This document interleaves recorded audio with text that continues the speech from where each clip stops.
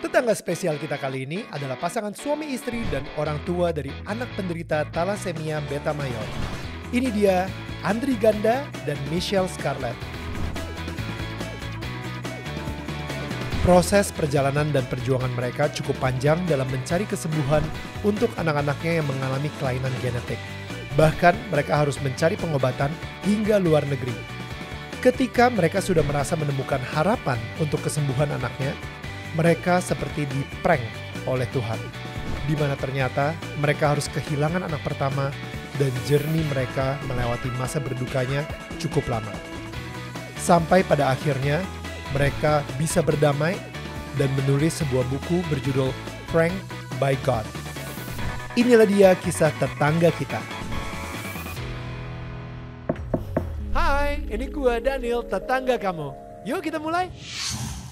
Hai semua tetangga yang gue sayangin dan gue cintain, kembali lagi di Daniel Tetangga Kamu. Dan seperti biasa di sini tempatnya di mana gue ngobrol sama tetangga kita tentang life journey dan spiritual journey mereka. Nah, kalau misalnya kalian adalah bagian dari tribe kita, jangan lupa untuk klik tombol subscribe dong. Nah, dan jangan lupa juga kalau misalnya kalian suka sama ini ya, baju yang lagi gue pakai sekarang ini, ada hoodie dengan logo Daniel Tetangga Kamu di sini. Yes, kita punya official merchandise dan ini ada QR code yang bisa kalian langsung aja dicepret pakai handphone kalian dan itu akan membawa kalian ke toko online shop kita. Nah, kalau misalnya kalian udah pakai, jangan lupa di tag kita juga di Instagram di @danielmanantanetwork.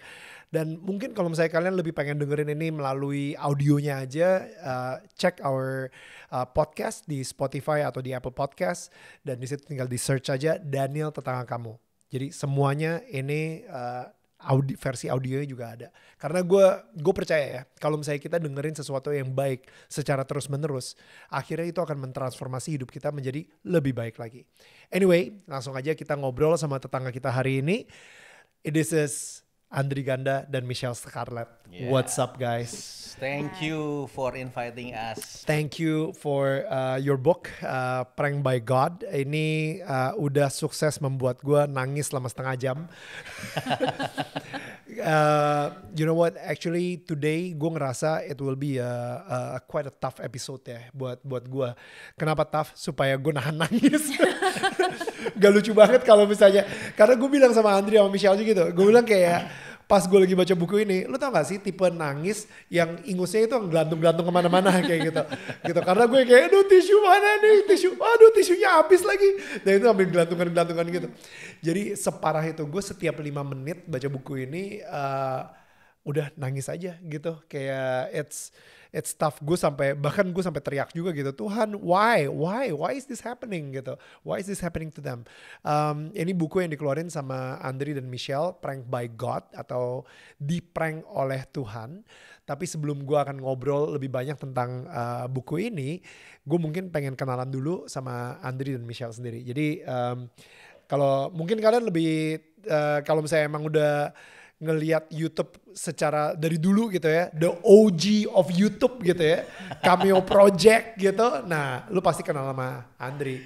Tell me about yourself, bro. Kalau intro perkenalannya adalah Cameo Project, yes. Gue angkatan pertama, generasi pertama YouTubers Indonesia, which is Cameo Project, salah satu yang awal-awal lah.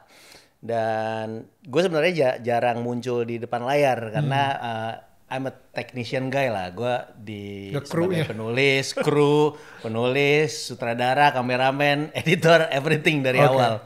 Cuman seiring berjalannya waktu, kami makin besar, jadi kita bisa set up tim. Awalnya dari situ. Dan kalau Michelle sendiri, Michelle adalah atlet wushu di Indonesia. Itu atletnya tuh sampai mana sih by the way? Kayak lu sempat menangin medali emas buat apa gitu, or how was that? Pertama thank you banget udah ngundang, terus udah mau baca, udah mau bernangis-nangis dengan kami. Asli. Kalau atlet sebenarnya aku itu paling jauh itu prapon. Oke. 2007. Nah 2008 itu harusnya pon. Sebenarnya qualified, tapi saat itu milih mau pon atau mau lulus SMA kelas 3. Buset.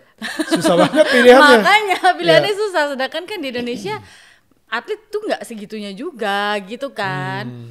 aku milih, tadinya aku masih ragu terus milih, tapi kalau gue harus ngulang kelas 3 lagi kayak oh man gitu kan, ujian semua gitu. Terus plus ada adekku itu kelas 2, dia itu wakilin Indonesia buat Olimpiade Beijing.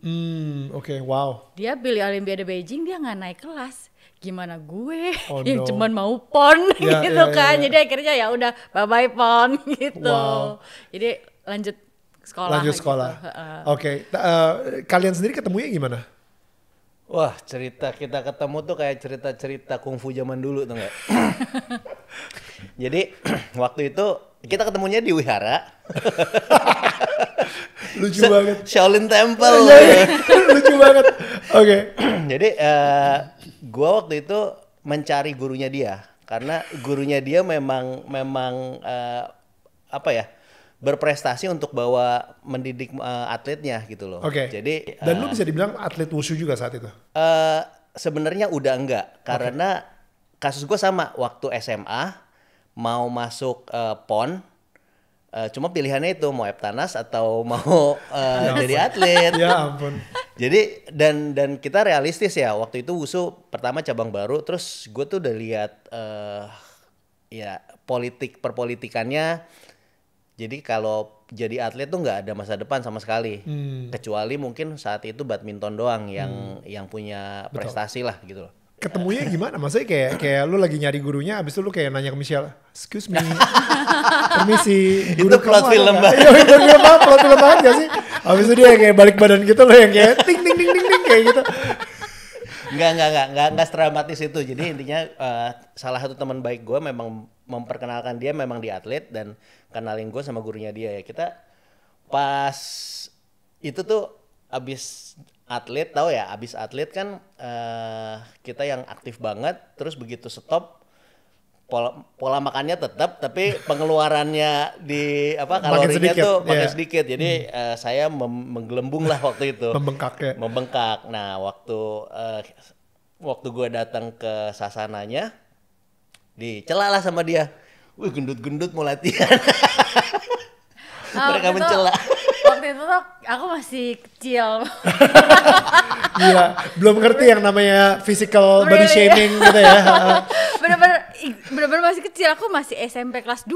Oke. Jadi bener-bener kecil, terus sama teman-teman, dan di situ emang yang latihan tuh anak-anak sekolah. Kayak dibilang ekskul juga ekskul, jadi emang bener-bener itu sekolah Buddhis, emang ada wiharanya di sebelah gitu. Dan aku juga baru tahu setelah sekolah di situ dari SD kelas 1, ternyata kalau malam itu ada ekskul taekwondo, pencaksilat, wushu gitu. Dan waktu itu aku mikirnya karena rumah cukup jauh dari sekolah gitu, naik kendaraan waktu itu aja setengah jam gitu. Terus cewek pula, terus di daerahku kayak aku satu-satunya yang lumayan putih. Gitu, bener-bener putih gitu. Terus jadi aku merasa banyak yang jahilin selama bolak-balik pulang sekolah tuh, banyak aja ada aja yang mau towel sana lah. Sampai ditowel? Diludahin aja pernah. What? Bener-bener maksudnya mungkin stand out banget ya, bener. Aku tuh bener-bener gak sadar aku putih ya, sampai kemarin di Thailand terus kayak, oh gue tuh putih banget ya. Oh, ngeliat Kristal Kristal tuh sama aku putihnya sama. Terus aku ngeliat Kristal tuh putih banget ya. Terus Dandri bilang, emang lu pikir lu gak putih ya? Gitu. Oh, pantesan dari dulu gue lain gitu loh. Catcalling gitu. Iya, catcalling tuh udah banyak banget gitu. Jadi aku pengen ngelindungin diri aku sebenarnya saat itu tujuannya. Jadi aku ikut wushu, ikut 1 tahunan kurang lebih, terus bareng-bareng teman-teman cewek kan, terus tiba-tiba dia dateng nih, rambutnya gondrong gitu. Dulu kan zaman tahun itu masih ada Meteor Garden ya kan. Jijik deh kalau lihat fotonya, jijik. Terus pokoknya gila nih, gendut-gendut, rambutnya huacele itu gitu kan. Terus gak lama dia mulai kan latihan kan gitu kan, dari yang kalau usul gitu berdiri dari yang paling jago sampai yang paling gak jago atau yang paling baru. Jadi senior gak senior kan, dia datangnya belakangan ya kan, kita nggak tahu. Terus ya udah kita latihan biasa, terus dia paling belakang, terus dia langsung nendang gitu yang bener-bener tuh jempolnya tuh nyampe ke jidat persis gitu. Kayak gila, gendut-gendut lentur. Gendut-gendut lentur. Waktu itu saya gitu. Terus di situ lu jatuh cinta gitu ya. Oh belum. Belum. Ini soalnya gue lagi mikir gitu ya. Pertama udah jelek banget katanya. Udah gondrong-gondrong Huacele tapi gemuk juga. Lu jatuh cintanya kapan gitu? Nggak jelek banget, nggak ada jelek banget. Oh ya, itu gue tambahin. Nggak ada jelek banget. Itu gue yang tambahin. Sorry. Kalau aku waktu itu mikirnya karena apa? Aku tuh bener-bener gak pernah yang ngalami yang namanya tuh love in first sight tuh nggak pernah gitu. Jadi waktu ngeliat dia tuh kayak ya udah dia baik, terus waktu itu kan kayak tadi aku bilang rumahku jauh ya kan, jadi dia sama temen dia yang ngenalin dia ke guru aku tuh akhirnya gantian nganterin aku pulang. Nah itu makanya kan sekarang lagi ngetren ya, nggak boleh nganterin teman kerja pulang para suami. Nah ini akibatnya ini emang. Iya, akhirnya ini ya. akibatnya gitu, setelah setahun setengah dianterin pulang PDKT kan, jadi ngobrol-ngobrol segala macem, terus aku juga merasa dia benar-benar helpful juga gitu. Terus ya udah, waktu zaman itu aku juga berani aja kan, aku telepon aja ke rumah dia gitu. Waktu itu belum ada udah ada handphone, tapi kan masih kecil belum ada ya, aku tahun just gitu. Aku telepon ke rumah dia, terus dia ngapain nih orang telepon ke rumah gua, anak kecil gitu kan, anak SMP gitu. Dia udah selesai kuliah. Kita tuh umurnya jauh. Udah selesai kuliah. Kita umurnya jauh banget. Kalau zaman itu dibilangnya saya pedofil pasti. Bukan, hari ini pun juga. Gila loh, anak gue SMP kalau misalnya ada anak kuliah yang ngejar anak gue, wah ngaco sih. Ngaco, untung lu jago wushu kan. Itu namanya investasi. Oh gitu, iya. Oke. Gitu, jadi ya perjalanan PDKT 2 tahun, akhirnya dia ajak aku ke gereja. Oke. Gitu, ajak aku ke gereja, terus dia nanya, mau nggak jadi pacar Koko gitu. Gue kok geli ya dengarnya sekarang geli. Kita juga geli kok, bukan aja.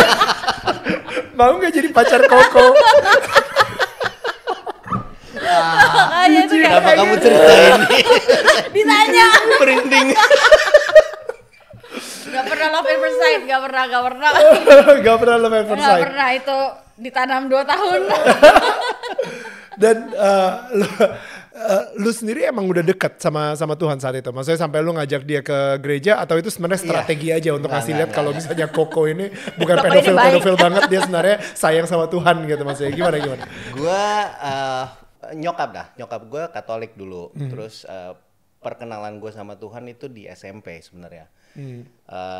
Ya jatuh cinta, terus sampai kuliah gue cukup punya personal relationship yang lumayan menurut gue ya. Sama Tuhan. Jadi boleh di deskripsi nggak? Maksudnya kayak personal relationship itu untuk lu definisinya seperti apa? gue sudah cukup bisa membedakan impresi yang di hati itu dari siapa. Wow. Cukup bisa gitu loh ya. Maksudnya kan it's a journey kan. Pengenalan sama Tuhan tuh kan journey, dan gue pertama kali merasakan itu mungkin sekitar SMP, wow. Terus berbarengan dengan bertumbuh berbarengan poin awalnya bersama sahabat gue. Terus along the way ya gue menghabiskan waktu-waktu SMA kuliah gue tuh nggak ngejar cewek, memang gitu loh. Punya mantan ya punya, cuman memang fokus gue sangat spiritual lah saat itu gitu loh. Benar-benar ke Tuhan banget. Benar-benar ke Tuhan banget. Right. Ya, apa yang terjadi? Triggernya apa? Ketika di SMP tiba-tiba lu bisa kayak mempunyai pertemuan dengan Yesus. It's a simple ya, bukan sesuatu yang heboh gitu. Dari di gereja ngerasa something different, mulai merasa pernah ngerasain nangis gitu loh, dan ini kan ada feeling yang beda kan. Pertama nangis tuh kenapa ya, padahal nggak ada yang men-trigger gitu loh. Terus like baptisan Roh Kudus gitu, ya kayaknya nggak ada something yang fancy. It's a journey. Di buku lu kan sorry nih gue agak lompat ke buku bentar gitu ya, tapi di buku kan lu juga bilang gitu kayak ketika lu berserah, lu menyerahkan semua hidup lu dan semuanya ke Tuhan gitu. Ya. Itu momen tersebut di SMP tersebut? Enggak. Oke. Enggak. Karena itu ya baru perkenalan, tapi kan ya kalau yang namanya gereja, kita ngomong religi ya. Poin pertama adalah menyerahkan hidup sama Tuhan. Oke. Tapi kan at that point ya menyerahkan, kita belum benar-benar tahu konsekuensi di depan apa gitu loh. Sampai ada titik mungkin pendewasaan, ketika udah dewasa yang benar-benar oke, God I commit this dan bener-bener let go gitu loh. Whatever you want me to do, whatever you want to do with my life, it's yours gitu loh. Itu perlu proses, tapi memang ada momen itu gitu loh. Somewhere in the future setelah perjumpaan pertama. Kalau Michelle sendiri gimana? Kalau kan dulunya tuh Buddha, jadi maksudnya emang di sekolah itu diharapkan untuk datang hari Minggu dan kayak ya tanda tangan sekolah Minggu gitulah. Jadi mau nggak mau kan ibadah ya. Terus secara nyokap bokap itu bukan sama sekali yang rohani, nggak sama sekali. Terus ya udah waktu diajak sama dia ke gereja, ya aku dengerin aja gitu. Awalnya ya udah ikut-ikutin aja, pengen tahu maksudnya dia kenapa sih suruh gua kemari tuh ngapain gitu kan. Terus ya udah aku dengerin. Ya balik lagi seiring berjalannya waktu, apa yang dikotbahkan itu benar-benar aku merasa bisa dipraktekkan dalam kehidupan sehari-hari gitu loh. Dan dari situ aku merasa hidupku makin lama makin menuju ke arah yang lebih baik terus gitu. Dan aku nggak ada yang namanya hubungan personal sama Tuhan sampai sekarang kayaknya menurut aku belum ada ya. Makanya kayak aku bilang mungkin ada orang yang aku kayak gue udah ada kok personal relationship sama Tuhan. Aku berdoa iya, baca Alkitab pernah gitu, pernah mencoba waktu itu di challenge di gereja juga. Oke, kita baca dari awal sampai akhir ya gitu kan. Baca sih, cuman inget gak? Ya nggak semuanya, tetap yang sering diulang-ulang di gereja juga yang inget gitu kan intinya, karena itu kan banyak banget. Betul. Gitu kan, apalagi ada yang isinya nama-nama doang gitu kan. Ya, Nggak mungkin. the boring part tuh biasanya di situ orang udah pada lepas tuh. Makanya kayak, aduh ini apaan sih, gue harus ngapalin semua ini kan enggak gitu kan. Terus ya udah, jadi aku bener-bener istilahnya kalau istilahnya makanan rohaniku ya bener-bener cuman khotbah mingguan gitu yang aku denger dan ternyata ya bisa dipraktekkan gitu. Sesimpel itu aja sih kalau aku gitu ya. Oke. Jadi kalian akhirnya pacaran itu lo SMP 2 tahun kemudian SMA lah ya. SMA udah pacaran. Dan pacaran berapa lama by the way? 8 tahun. 8 tahun. Cukup lama ya. Nunggu dia dewasa dulu atau gimana? Iyalah. Itu aja udah early stage banget. Nunggu dia selesai kuliah. Nunggu selesai kuliah dulu. Tapi katanya sempat mengalami sebuah tantangan juga di mana bokap nyokap lu nggak setuju kalau saya married sama Andri Kebalik. juga. Oh, Gua, kebalik. maksud saya bokap nyokap lu yang nggak setuju. Sebenarnya nggak setuju. Cuman ada impresi yang kurang beda sama impresi ada teman-teman cewek gue yang deket sebelumnya. Jadi ada kelihatan berpihak lah. Oke. Gitu. Oke. Dan dia ngerasa kan. Dan lu ngerasa kalau misalnya nggak disetujuin gitu misalnya. Tapi akhirnya kalian menikah anyway setelah 8 tahun dan langsung diberikan atau dikaruniai anak. Langsung. Setelah setahun setengah baru. Pokoknya kita nikah itu sampai lahir Conan itu pas 2 tahun. Oke. Conan lahir. Dan dan di sini this is like the journey itself gitu. Di buku Prank by God ini sebenarnya sebuah buku yang didedikasikan untuk Conan sendiri gitu. So let's kita bisa ngomongin soal apa yang terjadi ketika Conan lahir. Yang katanya cukup menantang juga ya pas lahirannya sendiri gitu. Iya betul. Jadi secara hamilnya aku nggak masalah. Bener-bener kayak nggak ada yang nggak normal, yang benar-benar nggak enak tuh cuma sakit pinggang gitu. Sisanya oke aja, bahkan mual pun nggak, muntah cuma 2 kali, kayak bener-bener kayak orang-orang kira lu hamilnya kebau banget sih gitu kan. Kayak nggak hamil gitu. Aku masih ngajar sampai aku 5 bulan, masih ngajar wusu sampai aku 5 bulan gitu. Jadi aku berhenti benar-benar karena yang aku ajar tuh rata-rata anak masih kecil, ya kan. Jadi kalau aku nggak contohin mereka nggak bisa lakuin. Jadi kakiku udah nggak bisa sampai sini, ada perutnya kan. Jadi ya oke. Keganjel. Jadi udah ya aku resign dulu, aku bilang gitu. Jadi begitu. Terus waktu lahiran nyokapku nggak tinggal di sini, nyokapku tinggal di Manado. Jadi terus Koko tinggal di daerah Serpong gitu. Terus bokap orangnya lumayan cuek. Jadi kayak selalu nggak tahu apa-apa tentang keluarga. Jadi waktu lahiran ya aku sendiri gitu sama Andri gitu. Terus untungnya maminya Andri sama adiknya Andri pun datang di malam berikutnya gitu. Dan itu gak gampangnya karena memang datang pertama karena berasa mules, terus dokternya bilang, oh ini baru bukaan 1, ibu kan anak pertama, masih lama lah, pulang aja dulu gitu. Oh gitu ya dok, ya udah pulang kita nonton tuh, masih nonton ada Kingsman. Tapi selama itu masih kayak, duh kok gue mules ya gitu kan, selama nonton. Terus akhirnya, tapi kata dokternya besok aja, ya udah besok aja deh. Terus makin intens kan, malamnya tuh nangis, mulai sakit kan, mulai sakit gitu. Kata dokternya, besok ini jadi besok paginya nih sampai nahan semalaman, besok paginya ke dokter lagi, dok ini udah makin sakit nih dok, tapi ini baru bukan 2 bu gitu. Terus ibu mau pulang apa mau naik? Ya saya sih di rumah udah nangis ya dok. Mendingan naik aja sekarang gitu. Iya kan, terus ya udah akhirnya naik. Nah itu selama di rumah sakit makin sakit terus, tapi pelan terus akhirnya intinya aku selama itu 4 hari kontraksi. Wow. Di hari keempat itu aku bener-bener udah tremor, udah bergetar satu badan. Terus Andre sampai nanya, lu kedinginan apa? Enggak, gue gak kenapa-napa, cuman ya badan tuh udah mungkin capek kan gitu. Akhirnya aku bilang, terus makin intens sakit perutnya, terus akhirnya bilang, dok kayaknya gue nyerah deh dok, apa mau lu buka aja deh, ini tolong dibuka aja deh, tolong dibuka aja deh please. Bener ya, dibuka ya.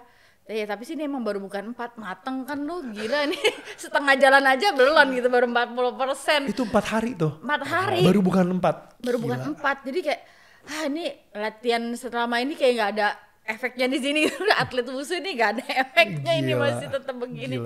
Ya udah akhirnya nungguin dokter 1-2 jam kemudian didateng, dikasih epidural, langsung dioperasi. Tuh kata dokternya, untung sih bu dioperasi karena air ketubannya tuh udah keruh banget, udah ijo gitu. Anaknya mungkin udah pup di dalam atau apa kali katanya gitu. Untung kita keluarin katanya gitu.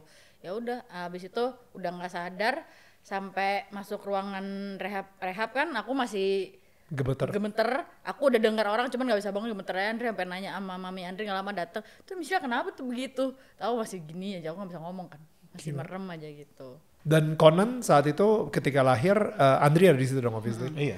Dan emang kalian sendiri juga emang udah menyiapkan nama Conan. Udah. Iya, itu bulan ke-6 ya, ke-6 atau ke-7 gitu. Dia sempat ke NICU dulu atau langsung? Sempat. Jadi dia memang ada nginep berapa? Pokoknya ada isu paru-parunya tuh nggak ada airnya.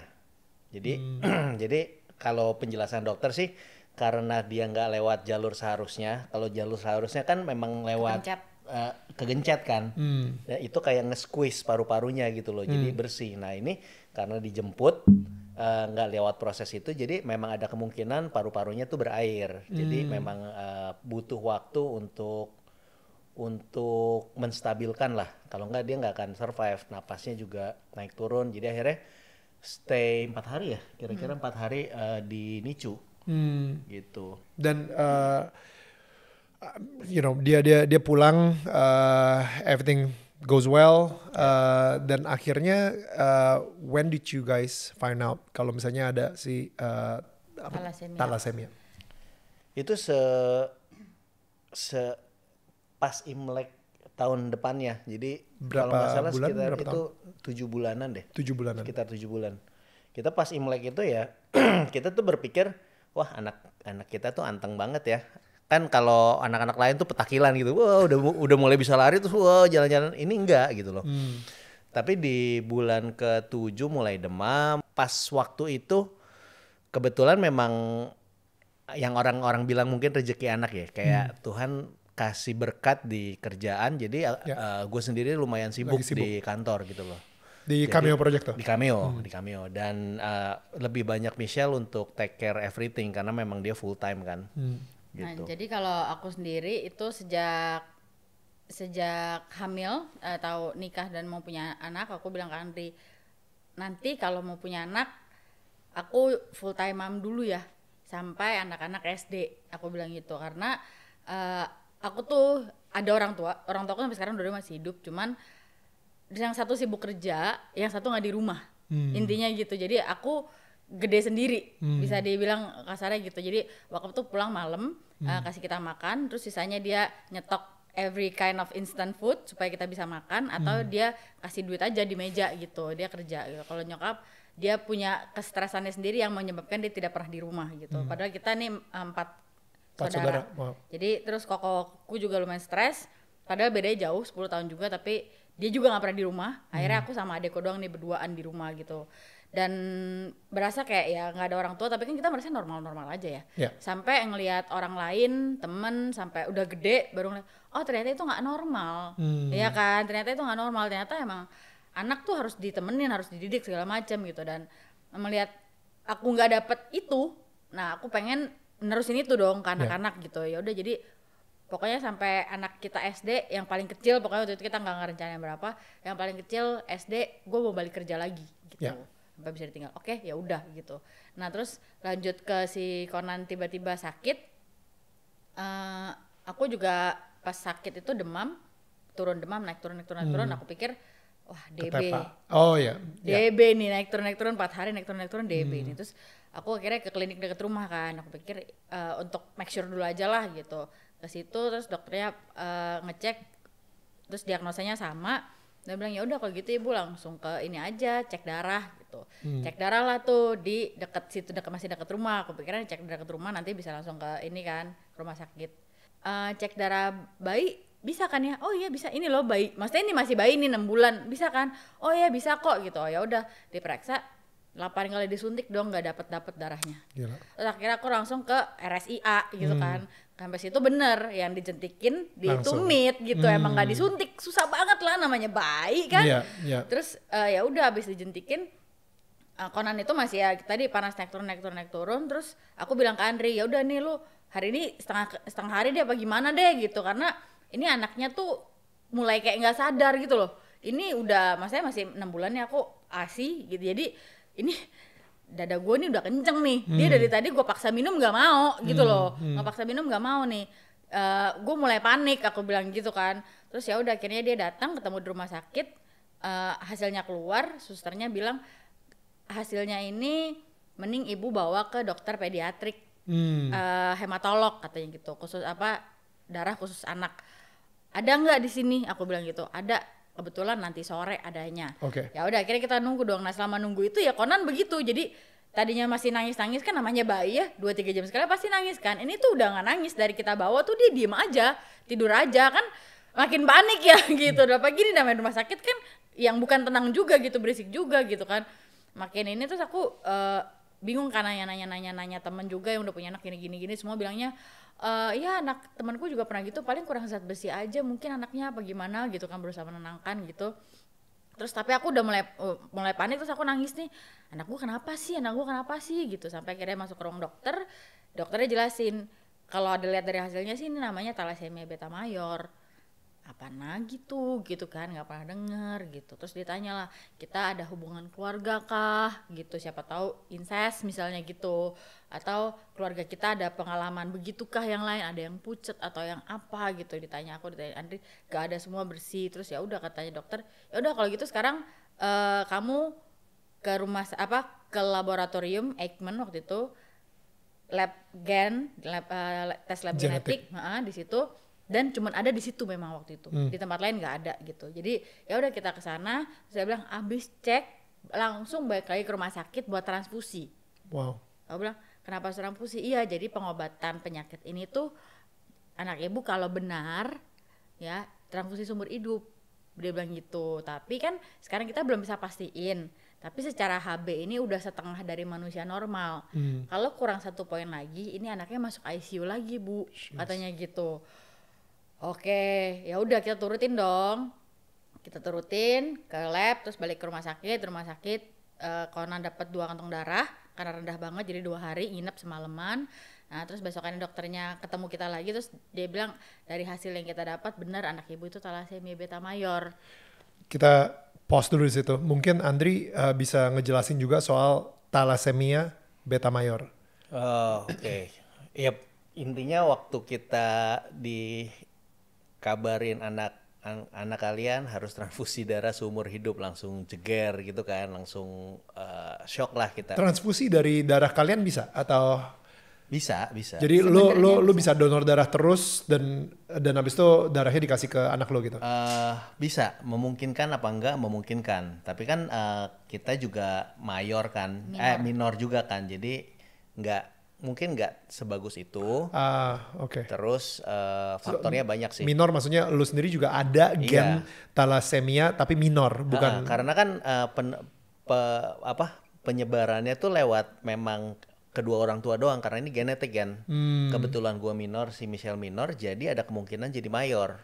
Oke, jadi bukan ketepak gitu, maksudnya bukan penularan atau misalnya gara-gara ciuman lah gitu, abis itu lu kena thalassemia mayor atau apa gitu. Memang karena genetik gitu loh. Dan genetiknya itu nggak bisa dideteksi sama sekali. Kita aja nggak ngerti gitu loh. Secara fisik kita sehat kok, kita yakin kita sehat.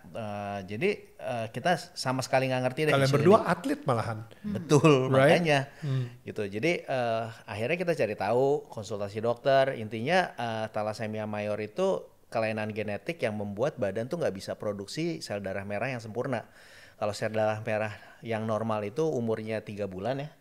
Kalau penderita thalassemia mayor tuh sekitar sebulan doang gitu loh. Jadi nggak nutup nih produksinya sama dia rusaknya nggak nutup. Makanya kenapa dia butuh darah lagi gitu loh. Nah sel darah merah itu kan bawa isinya tuh oksigen sama zat besi. Nah zat besi oksigennya dipakai untuk pertumbuhan, untuk segala sesuatunya lah, di badan kita butuh oksigen. Nah tapi zat besinya ini badan kita nggak punya mekanisme untuk membuang zat besi secara natural dengan besar gitu loh. Kemampuannya kecil lah. Nah sementara jumlah yang masuk tuh over capacity. Nah efeknya adalah dalam jangka panjang zat besi yang nggak kebuang ini akan berdiam di organ-organ vital kayak jantung, liver, ginjal, dan limpa. itu malah bisa ngeracunin, kerjanya berat dan kayak bom waktu. Lama-lama akan bisa meledak gitu, bisa fail. Nah makanya treatmentnya selain transfusi darah harus tetap minum obat yang membantu membuang zat besi itu. Dan obat ini yang super mahal sebenarnya. Berapa duit? Kalau dalam obat yang asli ya, yang bermerek itu, kira-kira hitungannya adalah untuk 10 kilo berat badan itu per bulannya sekitar 3 juta. Jadi kalau misalnya beratnya 50 kilo, ya kali 5, 15 juta per bulan. Per bulan. Hanya untuk obatnya, belum transfusinya, belum kalau ada sakit lain, belum suplemen gitu loh. Jadi cara yang paling efektif untuk jangan sampai ada yang kena thalassemia mayor itu adalah supaya orang tua atau bahkan mungkin kalau misalnya lagi pacaran ngecek dulu. Kita gitu. tahu dulu, betul. Tahu dulu apakah kita ada bakat si thalassemia minornya ini dan mungkin istri ada juga gitu misalnya. Nah kalau misalnya salah satu dari pasangan ada, apakah itu bakal ngefek? Enggak, mentok-mentok cuman carrier doang. Minor aja? Sama minor aja, itu mentok-mentok, which is gak ada simptom sama sekali. Misalnya aku normal, atau Andri normal, aku minor gitu. Punya anak, ya pasti kalau gak minor, normal. Jadi itu kayak median, tau gak sih? Kalau belajar mat dulu ada yang lingkaran nih, ketemu jadi satu, gitu kan. Hukum probabilitas nah ini kayak gitu. Nah kalau sekarang kebetulan kan kita minor-minor. Harusnya 25% itu normal, 50% itu minor, 25% itu yang mayor. Gitu. Nah, balik lagi kalau Andri mayor, aku minor, 75% minor ya gitu. Terus sisanya mayor. Pokoknya hukum probabilitas jadinya itu yang nggak bisa ditebak. Yang nggak bisa ditebak. Nah, setelah itu kita karena tes genetik tersebut terlihat bahwa ternyata kita nih punya sama-sama minor yang spesifik nih. Istilahnya aku minornya nggak punya tangan kiri, Andri minornya nggak punya tangan kanan. Jadi waktu disatuin, ketemulah nggak punya tangan nih dia nih, gitu. Makanya kenapa jadinya mayor. Padahal kan harusnya 25%, harusnya 25%, 75% harusnya anaknya nggak apa-apa gitu kan. Tapi karena genetiknya tadi tersebut spesifik dan cocok, jadinya ya 100% gitu. Dan itu yang masih nggak bisa ditebak sama ilmu kedokteran gitu. Jadi dokternya waktu itu kenapa jadi intinya kenapa kita punya kristal, kan dokternya bilang ini 25% kok Bu. Iya, jadi gitu. Hanya 25%. Iya. Ada 75% chance kalau misalnya anak yang kedua itu nggak akan apa-apa. kena mayor gitu mah. Bahkan Ya. Conan harusnya 75% juga sehat kan. Iya. Nah gitu, tapi dokternya tuh nggak bisa menebak juga, maksudnya nggak bisa memastikan juga. Jadi ya ini kenapa ada kristal gitu. Sedangkan karena tadi kejadiannya kan ini di Indonesia ya, kita ini terus agak skeptis juga. Akhirnya kita bokap nyokapnya Andri kasih kita uang, lu cek deh ke Singapura. Siapa tahu salah diagnosis gitu Ya. kan. Akhirnya udah kita ke Singapura waktu itu karena kita udah ngomonginnya tuh sekitar 3 bulan dari kejadian. Terus dia nanya, jadi selama ini tapi kamu transfusi? Maksudnya selama 3 bulan dari hasil itu kamu transfusi? Iya transfusi. Ya kalau udah pasti transfusi mah pasti mayor dong katanya gitu. Nggak usah lu cek-cek lagi di sini buang duit sebenarnya dia bilang gitu. Yeah. Terus tapi kita nanya, ya terus kalau gitu ada hal lain gak yang bisa kita iniin? Nah dikasih tahu ternyata di Singapura pun itu yang kayak kita nih minor gini tuh cukup tinggi. Dia bilang 2/3 rakyat Singapura tuh sebenarnya kayak kita. What? Minor? Tapi di sana itu udah diharuskan kalau mau menikah harus dicek. Oh, Gitu. Jadi pilihannya kalau di Singapura mau nikah nggak punya anak, ya. Kalau ini ya, Iya kalau sama-sama minor nggak punya Ya. anak, atau kalau mau punya anak bayi tabung yang sudah diseleksi gen. Wow. Jadi bukan bayi tabung ya. Oke, bayi tabung aja gitu. Iya, Enggak. Ini iya. dipilih jadi telur-telur yang terbaik aja yang dijadiin satu gitu, yang spesifik. Gitu. Tapi itu jadi memungkinkan dan memastikan anaknya jadi sehat. Sehat, iya. Gitu. Makanya Singapura bilang kita sesial-sialnya itu setahun paling ada 1 atau 2 pasien aja. Wow. Gitu. Oke. Jadi mereka udah preventif banget Iya, gitu. iya. Terus sedangkan aku pas balik ke sini dokternya langsung terus dokter yang di Singapura bilang kalau mau ngecek lebih bagus lagi sebenarnya kamu harusnya ke Thailand ke dokter ini dia bilang Right. gitu. Oke, ya udah kita keep in mind. Terus balik lagi ke Jakarta kita cerita ke dokternya, terus dokternya ketawain kita gitu. Ya lagi ke Singapura mah nggak tahu apa-apa tentang thalassemia, orang nggak punya pasien gitu. Jadi ada hal yang lucu yang kita bukan lucu sih sebenarnya, agak in a way dilematis karena pertama kali kita kan curious ya, kita mau tahu dong, kita mencoba menginterogasi dokter tapi kita dapat kesan kayak dokternya tuh menenangkan kita, kayak something ditutup-tutupin gitu, nggak kayak seakan-akan ya dokter tuh nggak mau kita tahu banyak gitu loh. Pokoknya penting udah transfusi, minum obat aja, udah ikutin aja pak dokter. Ikutin aja gitu. dokternya. Kan kita jadi curious ya. Tapi setelah kita punya knowledge yang sekarang, kita memaklumin kenapa akhirnya dokter begitu gitu loh. Karena yang pertama adalah level edukasi pasien berbeda. Yang kedua dokter waktunya, maksudnya pengertian tentang thalassemia itu nggak bisa dijelasin dengan apalagi 1 kali, 10 kali aja belum tentu bisa gitu loh. Kita perlu proses bertahun-tahun dan bisa membandingkan dengan di luar negeri baru kita dapat ini pun belum komplit ya, tapi kurang lebih gambaran besarnya dapat gitu loh. Gimana mungkin satu dokter yang nanganin puluhan atau ratusan pasien menjelaskan satu persatu, it's nggak mungkin gitu loh. Terus level edukasi sama level ekonomi kayak teman-teman komunitas kita yang sama-sama BPJS, ada yang orang tuanya driver Gojek, cuma buka warung, nggak mungkin mereka punya kepikiran untuk, maksudnya ini kita dapat treatment gratis aja udah bersyukur gitu loh, nggak mungkin kita minta lebih gitu loh. Jadi itu yang menurut kita membuat dokter akhirnya memilih ya udah ditenangin aja, BPJS udah cover, yang penting ikutin dokter maunya apa, saran dokter kayak apa diturutin, jangan lupa minum obat ya gitu loh. Jadi ya udah, karena terlalu kompleks akhirnya make sense dokter membuat seperti itu gitu. Karena faktor terbesar juga kadang-kadang khawatir itu membuat anak stres itu membuat HB-nya drop cepet gitu loh, nggak cuman sakit gitu loh. Jadi dokter sebisa mungkin mengcomfort pasiennya gitu loh. Oke, sebagai orang tua pastinya lu langsung mikir bagaimana anak gue bisa sembuh dari thalassemia beta mayor ini gitu. Ada nggak obat penyembuhnya? By riset kita yang berdasarkan Google gitu ya.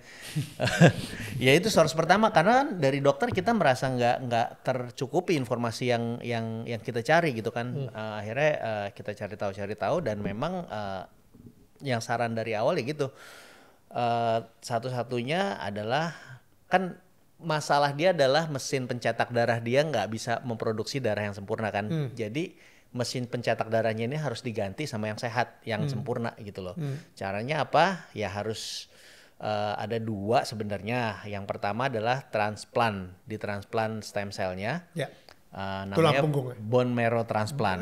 Kok bone marrow? Iya benar. Tulang punggung, tapi bone marrow soalnya dari tulang punggung kalau nggak salah. Sumsumnya. Sorry. Tapi ternyata intinya sekarang udah lebih canggih lah. Dulu memang awalnya dari bone marrow, tapi sekarang bisa diekstrak dari vena besar gitu loh. Wow. Itu satu. Yang kedua adalah yang lebih baru, tapi baru istilahnya baru diresmikan. Oke, ini bisa itu 2019 awal, which is namanya terapi gen. Bisa medis sekarang tuh bisa merekayasa genetik sehingga sempurna gitu loh. Tapi itu masih dalam sudah selesai masa uji coba dan ketok palu 2019 bisa. Cuman bedanya harganya yang ini estimasi 2 miliar per orang. Gila. Per anak untuk melakukan transplant itu. Yang terapi gen terakhir tahun lalu gue ikut Thalassemia Conference dan di announce harganya tuh $2 juta. Which is 30M. 30M. Nah, 2M sama 30M gitu loh. Ya. Ya udahlah tapi kita kan curious ya, dokter aja nggak terlalu suggest itu gitu loh. Kenapa? Dan kita cari tahu gitu loh. Dan kita nggak ketemu orang yang bisa testimoni langsung. Karena banyak kan either sukses atau fail. Kalau yang udah sukses biasanya ya udah kita sudah bebas, bye-bye. Itu chapter yang baru sudah dimulai. Sementara yang gagal pasti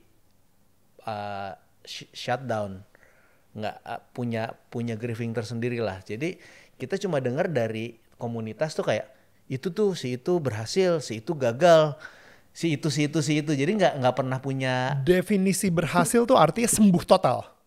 Mereka secara DNA mereka tetap mayor, tapi mereka bisa tidak tergantung lagi sama transfusi. Wow. Yang mana transfusi itu yang menyebabkan masalah gitu loh. Right. Dalam jangka pendek bisa menyelamatkan, tapi dalam jangka panjang justru menghancurkan organ. Justru yang akan membunuh itu dalam jangka panjang transfusi ini. Berapa lama menghancurkan organnya?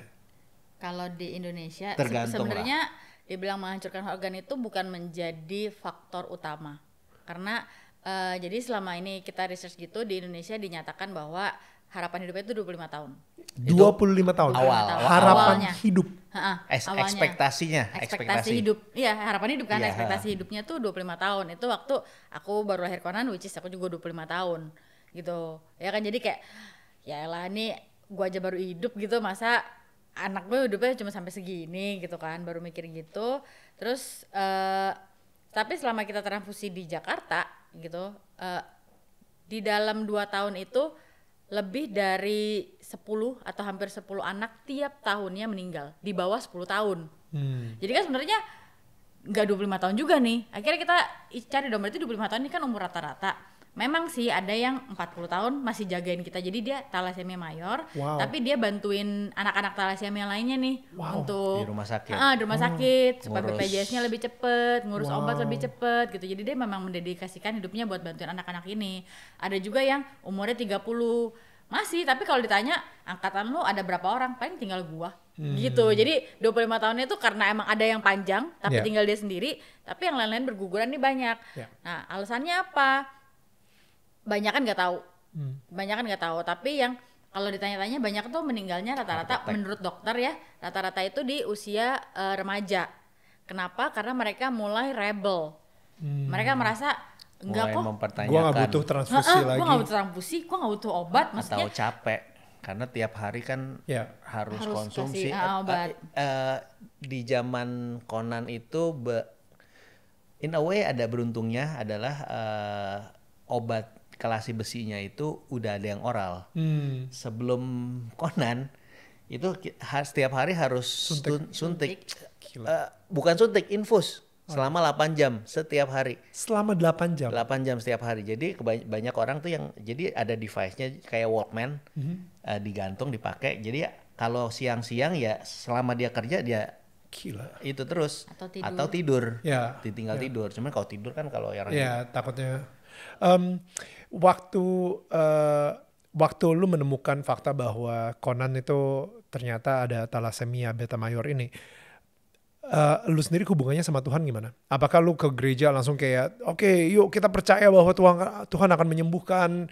Lu datang ke beberapa orang-orang untuk yang mempunyai karunia penyembuh gitu untuk menyembuhkan dan lain-lain. Did you do that? nggak terlalu karena gue ya shock, berharap berdoa terus, cuman gue bukan tipe yang mencari orang-orang tertentu yang katanya punya karunia penyembuhan, karena menurut gue nggak pernah ngalamin itu gitu. Gue nggak pernah ngalamin, ngelihat orang di depan mata belum pernah juga, tapi gue pernah ngerasain kayak dulu gue punya asma dan in a way gue udah ngotot-ngototnya udah males. Ini orang tua gue juga nggak tahu ya. Ada satu momen asma gue makin parah tapi gue diem. Gue berdoa aja tapi gue diem. Gue nggak mau kayak udahlah gitu. Dan it's getting better gitu loh. After gue berdoa paginya getting better, dan menurut gue ya Tuhan tuh nggak harus lewat satu orang tertentu. Kalau memang ada dia mau melakuin lewat satu orang tertentu, orang itu yang akan dikirimin. Okay. Itu yang lu percaya. Itu yang gue percaya gitu loh. Jadi gue cerita apa enggak ya ke orang-orang terdekat, cerita terus. Tapi saat itu Michelle tuh nggak mau cerita karena ya pengalaman keluarganya dia sama pengalaman gue dalam berkeluarga tuh beda gitu loh. Jadi kalau gue lebih baik gue bercerita ke orang yang dekat, even kalau belum, gue tuh dari awal tuh udah punya mindset, mungkin karena cukup hidup dalam dunia content creator ya. Kalau ada sesuatu informasi yang penting lebih baik di share supaya nggak ada yang ngalamin gitu loh, nggak ada yang ngalamin lagi gitu. Tapi dia belum mau waktu itu. Jadi ya udah, gue tunggu sampai dia bisa open up baru kita cerita. Tapi saat itu ya kita stres berdua, kita bener-bener Tuhan maunya apa sih ini, apa lagi gitu loh. Kita kan dengan nggak punya pengetahuan terus harus transfusi darah seumur hidup, terus ditambah bisa kok ada kok yang umurnya panjang, dokter bilang gitu. Betul. Kalau namanya ada kok kan berarti banyak yang enggak. Banyak yang ada itu kan berarti ada, dari sekian banyak ada yang survive gitu loh. Gitu. Jadi kita cukup hidup dalam ketakutan akan itu cukup lama sih ya. Sampai even waktu memutuskan punya kristal itu pun karena informasi yang nggak tepat yang kita punya. So akhirnya sekarang nih kita baru mau masuk nih di bagian prank by God-nya itu sendiri gitu ya. Again, kayak tadi kita sempat ngobrol juga, itu kayak di PHP-in sama Tuhan. Dikasih sebuah ekspektasi yang tinggi banget, tapi abis itu malah tidak sesuai dengan ekspektasi kita. So what happened ketika akhirnya lu udah menemukan cara, abis itu lu ada dokter di Thailand yang bisa mengobati, tapi duitnya tadi antara 2M atau 30 miliar gitu. So what happened? Tadi kan kita cerita ya, maksudnya kita belum melihat ada saksi hidup yang menyatakan ini bisa sembuh total dengan baik. Ya. Gitu loh. Di akhir 2018 kita ketemu Michelle dari temannya Michelle punya teman lah, teman gereja kita juga, cerita anaknya udah sembuh dan kalau ada orang yang punya case yang sama dia willing to help gitu loh, bantuin konekin ke rumah sakitnya. Dia cerita anaknya bisa sembuh meskipun ada struggle-nya gitu loh. Ya udah kita minta ketemu dong, kita ketemu, dia jelasin itu ternyata kan dari awal waktu dibilang bone marrow transplant, oke, sumsum tulang belakang, kita di bayangan kita kan pasti wah operasi besar nih gitu loh, dan menakutkan, dan anak kecil disuruh operasi gitu bisa nggak gitu loh. Ternyata setelah dia jelasin, ternyata nggak semengerikan itu, terus prosesnya lancar, bla bla bla bla, dan kita ngerasa siapa tahu ini jalan yang timingnya juga tepat lagi. Ini apakah ini jalannya dibukain gitu loh. Terus kita nanya, oke, next stepnya apa kalau mau ngelakuin itu? Ya udah lo cek HLA namanya HLA untuk nentuin apakah donor dari kita mana yang cocok untuk jadi donor gitu. Oke. Jadi ya udahlah kita berangkat ke Bangkok saat itu. Triggernya juga apa? Karena ternyata biaya HLA itu jumlah persis yang ada di tabungan gue. Oh wow. Jadi gue pikir Pertanda dari Tuhan banget. siapa tahu ini ya kan. Dan untuk melangkah berjalan sama Tuhan kan sepanjang perjalanan kita belajar kan. Kalau kita kadang-kadang kalau kita nggak mulai stepnya, Tuhan juga nggak akan bergerak kan. Betul. Oke, jadi menurut gua kayaknya ini pas nih di provide, nggak janjian, biayanya pas persis apa yang kita punya. Ya udah kita jalan. Ya. Itu Januari 2019. Kita jalan terus setelah cek hasil udah keluar, rumah sakit nanya dong kapan mau mulai gitu kan. Nah, ya udah kapan mau mulainya ya kapan-kapan karena satu anak 2M kali 2 berarti kita perlu 4M nih 4 miliar. gitu. Terus waktu terbaik kalau menurut si dokter-dokter ini adalah sebelum 5 tahun. Kenapa? Karena seiring dengan jadi kalau kita ditransfusi kita kan develop immune system gitu loh. Semakin banyak orang yang transfusi, badan kita membentuk imun sistem lebih banyak gitu. Jadi chance penolakannya tuh lebih besar. Jadi se-early mungkin itu menentukan persentase keberhasilan atau enggak gitu loh. Jadi ya udah berpikirlah saat itu. Nah, jujur aja kita level keluarga menengah yang nggak punya tabungan itu sangat jauh lah di luar jangkauan kami. Si 2 miliar ataupun 4 miliar. Iya. Terus kalau keluarga inti gue ya, bokap, adik-adik gue kalau dikumpulin pun kayaknya intinya out of reach lah. Dan gue juga nggak mau membebani keluarga gue harus kolekan buat ini sebenarnya. Karena kan ini tanggung jawab kita sebenarnya. Nah, akhirnya kita mikirlah gimana caranya, dan rasanya paling mungkin adalah gimana kalau caranya fundraising gitu loh. Fundraising, kita buat awareness, dibantu teman-teman di Cameo juga. Gue mulai ngeplan tuh, planning sepanjang tahun 2019 untuk campaign tentang thalassemia awareness. Dengan tujuan apa? Fundraising untuk dana anak gue gitu kan. Ya udah, planning dibuat udah cukup rapi. Terus di bulan Maret kebetulan gue dapat project yang harus melibatkan influencer. Salah satunya Deddy Corbuzier gitu. Jadi ya udah, gue nggak mikir sampai gue mikirnya planning gue tetap yang udah dibuat ya. Si campaign dan lain-lain. Campaign itu ya. Terus waktu lagi syuting, lagi produksi, cerita intinya waktu itu cerita tentang stem cell. Kebetulan ada karyawannya, dia baru suntik stem cell juga buat dengkul lah gitu. Intinya ngobrol-ngobrol, oh ya udah, gue lihat dia tiba-tiba kayak punya concern tersendiri lah. Nah, ya udah, gue lupa, seminggu kemudian tiba-tiba si Deddy nelpon, lu mau gak ke Hitam Putih untuk ini? Hah, tiba-tiba banget. Kebetulan waktu itu Cameo ada harus keluar kota lah. Ya. Akhirnya kita ke Hitam Putih lah. Dan saat itu Hitam Putih message-nya tersebar cukup luas. Kejadian itu seperti mukjizat buat kita karena dalam 3 minggu dana yang kita harapkan terkumpul planning 1 tahun itu tiba-tiba terfulfill. Gila, 4 miliar langsung. 4 miliar. Gokil. Dan rencana gue langsung udah dibuang lah, buat apa. Ya. Semua plan yang panjang itu udah bye. Kayak Tuhan menunjukkan God is the provider of everything. Dana yang lo pikir susah, Ya, dalam 3 minggu sekejap, dalam langsung bisa gue provide. Kurang miracle apa gitu loh. Mukjizat besar Kurang miracle apa. Bahkan gak cuman dana berobatnya, even dana untuk kita tinggal di Thailand jadi kayak udah bener-bener gak usah mikir gitu loh. Wow. Teman-teman ada yang mikirin sampai sejauh itu. Gila. Karena kan mereka nanya kan, kalau oke, ini di kita bisa udah ke fulfill 4M. Kalian buat hidup gimana? Mereka memikir kayak gitu. Wow. Kita aja nggak kepikiran kan. Kita mikirnya ya udah yang penting anak Awalnya gue bisa gitu, berobat aja ya udah bersyukur banget gitu. Terus tiba-tiba ada aja tuh yang kirim-kirim langsung ke rekening kita pribadi. Ini ya buat kalian hidup, ini ya buat kalian hidup gitu. Gila. Guys, please stop sending me money. Gila. Sampai posisinya sampai gitu.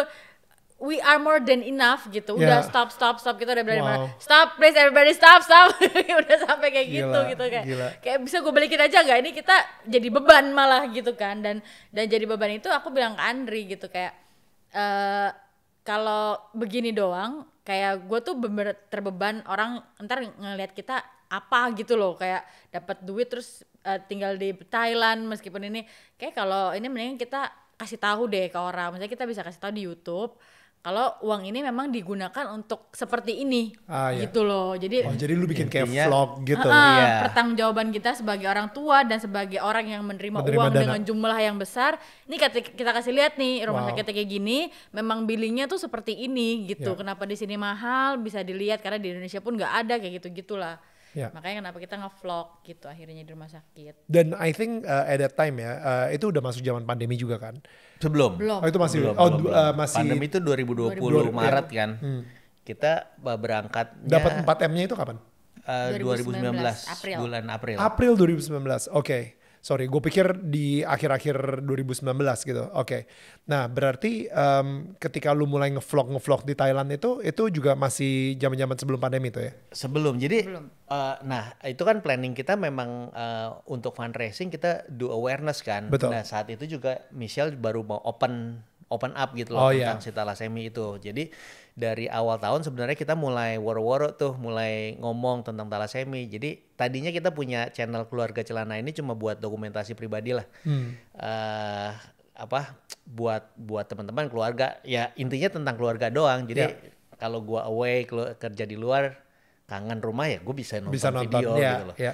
Cuma sebatas itu, tapi karena buat awareness kalian ya udah kita buat channel itu untuk ngomongin tentang thalassemia gitu loh dan apa yang kita alamin gitu. Dan akhirnya channel itu kita pakai untuk memperlihatkan proses kita tuh seperti apa sih gitu. Ya. Dan Gitu. di proses tersebut sepertinya lo ngasih tahu juga tuh tentang mukjizat Tuhan yang terjadi, Betul. tentang semuanya lah, pokoknya perjalanannya itu sendiri, perjalanan imannya kalian gitu Jadi kan. real time. Jadi Real time. Kita nggak bisa planning apa-apa, kita nggak tahu di depan kayak apa. Yang kita tahu saat itu mukjizat terjadi. ya. Thanks God. Ya. Dan itu dan menarik ya kalau misalnya lu baca buku ini juga gitu ya. Di situ ada QR code banyak banget yang lu bisa ngecek juga, lu scan juga, dan habis itu di QR code tersebut apa yang diceritain lu bisa lihat ada buktinya. Ada buktinya. Ada buktinya. Valid. Ada barbuknya. Valid. Yoi. Valid jadi semuanya. Nah, akhirnya Conan ke situ dan dokter bilang untuk si 2 miliar ini namanya apa? BMT. BMT. Dan tadinya gue nggak percaya sih pas gue ngeliat di buku lu yang tadinya yaudah dok langsung aja dua-duanya biar kelar semuanya. Lu pengen bayar 4M untuk 2 anak ngelakuin BMT. Tapi di situ dokter bilang jangan deh 1 anak dulu aja. Kayak gitu. And I was like when I read that gue yang kayak thank God. Feeling gue nih karena mereka atlet ya. Feeling gue gitu ya. Atlet tuh kayak gue kalau misalnya udah mulai sesuatu semuanya langsung gue sikat gitu. Iya, toh dananya ada gitu loh. Udah fulfill. Dan kayaknya emang ini dari Tuhan banget gitu. Iya, kayak confident kita tuh dibangun seakan, makanya gue tuh tadi lu bilang PHP. Menurut gue prank itu lebih jahat dari PHP, karena kalau PHP ya ntar lihat aja, kalau gue bisa tolong gue tolongin, kalau enggak ya udah gitu kan. Kalau prank kan memang yang menggiring ini udah tahu nih ujungnya seperti itu. Dan kalau nggak digiring ke sini belum tentu dia mau ini. Jadi hey, go away, go that way, seakan-akan seperti itu gitu loh. That's the biggest prank. iya. Nanti kita akan ngomongin soal itu juga gitu ya. Oke, so what happened ketika akhirnya kalian memutuskan untuk Conan diobati dengan BMT ini? What happened, Ibu? What happened? Jadi sebenarnya kalau secara dibilangnya engraft, jadi apa yang dimau itu bone marrow-nya Conan udah hilang semua, terus dimasukkan lah ternyata sebenarnya dari kita itu kurang lebih persentasenya sama, Tapi dokter bilang kalau dari ibu nanti pas dicek kesamaannya ini XXX-nya ini lebih gampang. Gitu. Jadi ya udah dari Which is maminya lebih aja. murah. Jadi dari maminya aja gitu. Aku emang lebih tinggi cuma slightly doang kayak 10% doang gitu. Terus ya udah dijadiin satu dan dia bilang 10 sampai 14 hari pasti nanti udah engraft atau udah cocok. Terus ya udah habis itu baru the real journey kata dokternya gitu. Ya udah akhirnya bener Conan di hari ke-10 apa hari ke-11 itu engraft dan disebutnya itu day zero. Karena kayak new life di badan dia nih, semua yang tadinya isinya dia sekarang hostnya dia tapi isinya aku nih gitu. Kan sebagai ibu gitu masuk di situ di badannya Conan dan ternyata selama proses ini yang paling banyak terjadi itu namanya GVHD, graft versus host disease. Jadi host disease itu si talasemianya badannya Conan. Jadi dia kan imun sistemnya diganti kan. Jadi yang lama masih ada, yang baru dimasukin lagi. Jadi ini mereka akan berantem. mendeteksi ya satu sama lain tuh musuhan. Caranya adalah mereka dibuat lemah terus sampai mereka berdamai. Harapannya bisa berdamai. Kalau udah berdamai, baru nih pasukannya ditambahin lagi. Dibiarkan supaya bertumbuh, supaya pasukannya makin kuat, tapi mereka bersatu. Nah, yang kejadian menurut dokter mungkin imun sistemnya Michelle sama Conan sama-sama kuat. Jadi mereka tuh nggak bisa berdamai, ini makin kuat, perangnya makin kemana-mana gitu loh. Dan ini nggak bisa dikontrol, jadi dokter cuma memfollow simptomnya aja, jadi mentreatment sistemnya. Jadi jadi dokter pun nggak bisa mendeteksi ini akan larinya kemana aja. Jadi lari yang mana itu yang dihandle, lari kemana itu yang dihandle gitu loh. Prosesnya berapa lama tuh? Dari day zero sampai akhirnya kita kehilangan Conan. Dari day zero sampai kehilangan Conan itu 1,5 tahun. 1,5 tahun. 1,5 tahun. Harusnya kalau berjalan mulus aja itu rata-rata 1,5 bulan.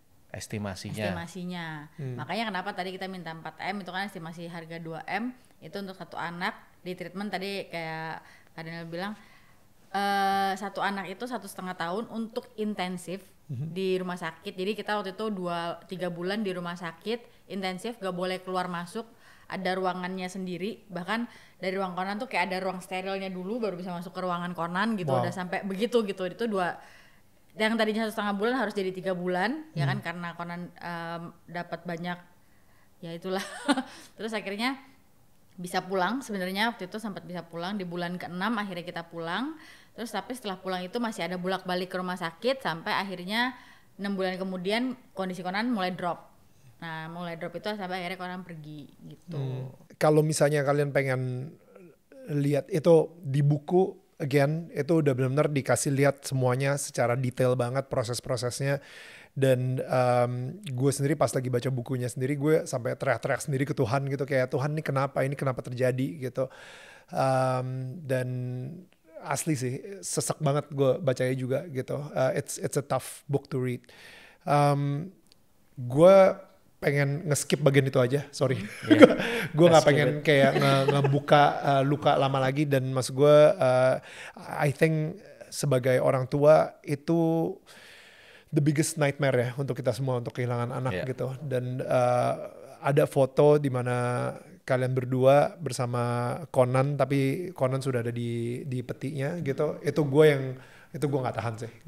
Itu meledak sih gue. It was so sad. Gue mungkin di sini justru pengen belajar dari kalian. Dan dari buku yang telah kalian tulis di sini gitu ya. Mungkin ini bisa berguna buat orang-orang yang merasa kehilangan juga, khususnya kehilangan anak gitu, atau kehilangan orang yang kalian sayang juga gitu, untuk menghadapi kehilangan atau rasa berduka. Karena gue ngeliat kalian berdua ini masih functioning banget. Yes, kalian punya anak kedua, Crystalline atau Kiss. Dan sekarang ini lu juga tetap berkarya juga, lo bahkan menyutradarai sebuah film juga, film layar lebar yang mudah-mudahan keluar tahun depan gitu ya, 2025, amin. Dan dari Michelle sendiri juga sekarang ini malah mempunyai sebuah excitement baru untuk acting, dan ternyata jadi ARMY BTS gitu selama proses ini terjadi gitu. Gue justru pengen nanya, tadi lu bilang kalau misalnya PHP itu sih nggak seberapa, lebih jahat lagi kalau misalnya lu ngeprank. Dalam kata lain, lu ngerasa Tuhan di sini jahat dong. Lu bisa di-prank sama orang yang gak lu kenal buat konten dan menyebalkan, atau kadang-kadang lu di-prank pas lu ulang tahun sama teman. Ngerti kan? Itu dua hal yang berbeda. Yang satu, sialan apaan sih gue dikerjain cuma buat konten lu. Yang satu lagi, they are my friend. Ya. Gitu loh. Dan gue ngerasa jahat apa enggak, ya jahat ngerjain, tapi in a way gue nggak akan setelah selesai prank gue nggak akan jadi musuh dia gitu loh. Mungkin gambarannya paling tepat gini, Tuhan tuh gini, kita suami istri yang membuat kita percaya adalah trust yang sudah didepositkan dari pasangan kita kan. Gue harus deposit trust ke dia deposit trust ke gue, sampai itu hubungan kita semakin baik. Nah, gue merasa selama perjalanan hidup gue, Tuhan tuh sudah menaruh deposit. Tapi ada satu kejadian, balik ke pasangan tadi, let's say gue yang selingkuh atau dia selingkuh.